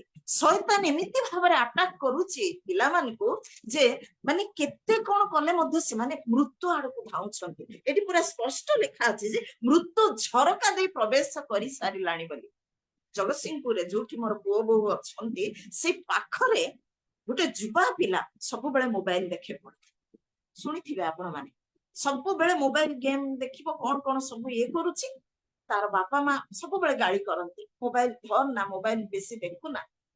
ସେ କଣ କଲା, ଏଇ ଗତ ମାସର କଥା, ହେମଦସ୍ତାର ଯୋଉଠି ଚୁନା କୁଟା ହୁଏନି, ହେମଦସ୍ତା ଲୁହା ବାଡି ଯୋଉ, ସେଇଥିରେ ବାପା ମାର ମୁଣ୍ଡକୁ ଛେଚିକି ମାରିଦେଲା। ବାପାକୁ ମାରିଲା, ମାକୁ ମାରିଦେଲା। ଭଉଣୀ ଦେଖି ଦୌଡି ଆସିକି କାନ୍ଦିଲାରୁ ଭଉଣୀକି ମଧ୍ୟ ସେଠି ମାରିଦେଲା। ତାପରେ ପୋଲିସକୁ ଫୋନ କରି ନିଜେ ସରେଣ୍ଡର ହେଇଗଲା। କେମିତି ସମୟ ଆସିଲାଣି, ଶୈତାନ କେମିତି ଭାବରେ ଆଟାକ କରୁଛି। ଅର୍ଥର ଅଭାବ ନାହିଁ ଏବେ କାହାକୁ, ପ୍ରଭୁଙ୍କ ସେବା କାର୍ଯ୍ୟ କରିବା ଲୋକମାନଙ୍କର ମଧ୍ୟ ଅର୍ଥର ଅଭାବ ନାହିଁ। ଆଗ କାଳରେ ନା, ମାନେ ଖାଇବା ପାଇଁ ମୋର ବାପା ମାନେ ପାଉନଥିଲେ, ଭଲ ଭାତ ତରକାରୀ ଖାଇବାକୁ ପାଉନଥିଲେ, ପାଦରେ ଜୋତା ନଥିଲା, ସେମିତି ସେବା କାର୍ଯ୍ୟ କରୁଥିଲେ। କିନ୍ତୁ ଏବ ସମୟରେ ପ୍ରଭୁ ସବୁ ଦୟା କରିଛନ୍ତି ସମସ୍ତଙ୍କୁ। କେହି କହିବେ ନାହିଁ ଯେ ମୋର ଅଭାବ ଅଛି, ମୁଁ ଦୁଃଖରେ ଅଛି, ମୁଁ ଖାଇବାକୁ ପାଉନି, ମୁଁ ରହିବାକୁ ପାଉନି, ମୁଁ ଏଇପରି ଲୋକମାନଙ୍କୁ ପ୍ରବଞ୍ଚକ ବୋଲି କରେ। କ୍ଷମା କରନ୍ତୁ ମତେ। ପ୍ରଭୁ ଖାଇବାକୁ ସମସ୍ତଙ୍କୁ ଦଉଛନ୍ତି, ପିନ୍ଧିବାକୁ ସମସ୍ତଙ୍କୁ ଦଉଛନ୍ତି, ସବୁ ପ୍ରକାର ସୁବିଧା ପ୍ରଭୁ କରିଦେଲା ପରେ ମଧ୍ୟ ପ୍ରଭୁଙ୍କୁ ସନ୍ତୁଷ୍ଟ କରିବା ପାଇଁ ଶୈତାନ ସବୁବେଳେ ପଛକୁ ଟାଣେ। ମୋର ପ୍ରିୟ ମାନେ, ସମୟ ସରି ଆସୁଛି, କେତେବେଳେ ଯେ ଯୀଶୁଙ୍କର ଦ୍ୱିତୀୟ ଆଗମନ ହବ କେହି ଜାଣିନାହାନ୍ତି। ଆମେ ନିଜେ ପ୍ରସ୍ତୁତ ରହୁ ଜୀବନର ଶେଷ ପର୍ଯ୍ୟନ୍ତ।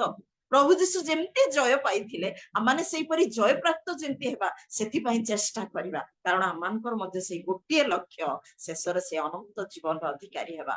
ଆମର ପିଲାମାନେ, ଆମର ପରିବାର, ଆମର ମଣ୍ଡଳୀ। ପ୍ରଭୁ ଆମ ପ୍ରତ୍ୟେକଙ୍କୁ ଏଇ ଅଳ୍ପ ବାକ୍ୟରେ ଆଶୀର୍ବାଦ କରନ୍ତୁ। କହିବାରେ ଭୁଲ ଥିଲେ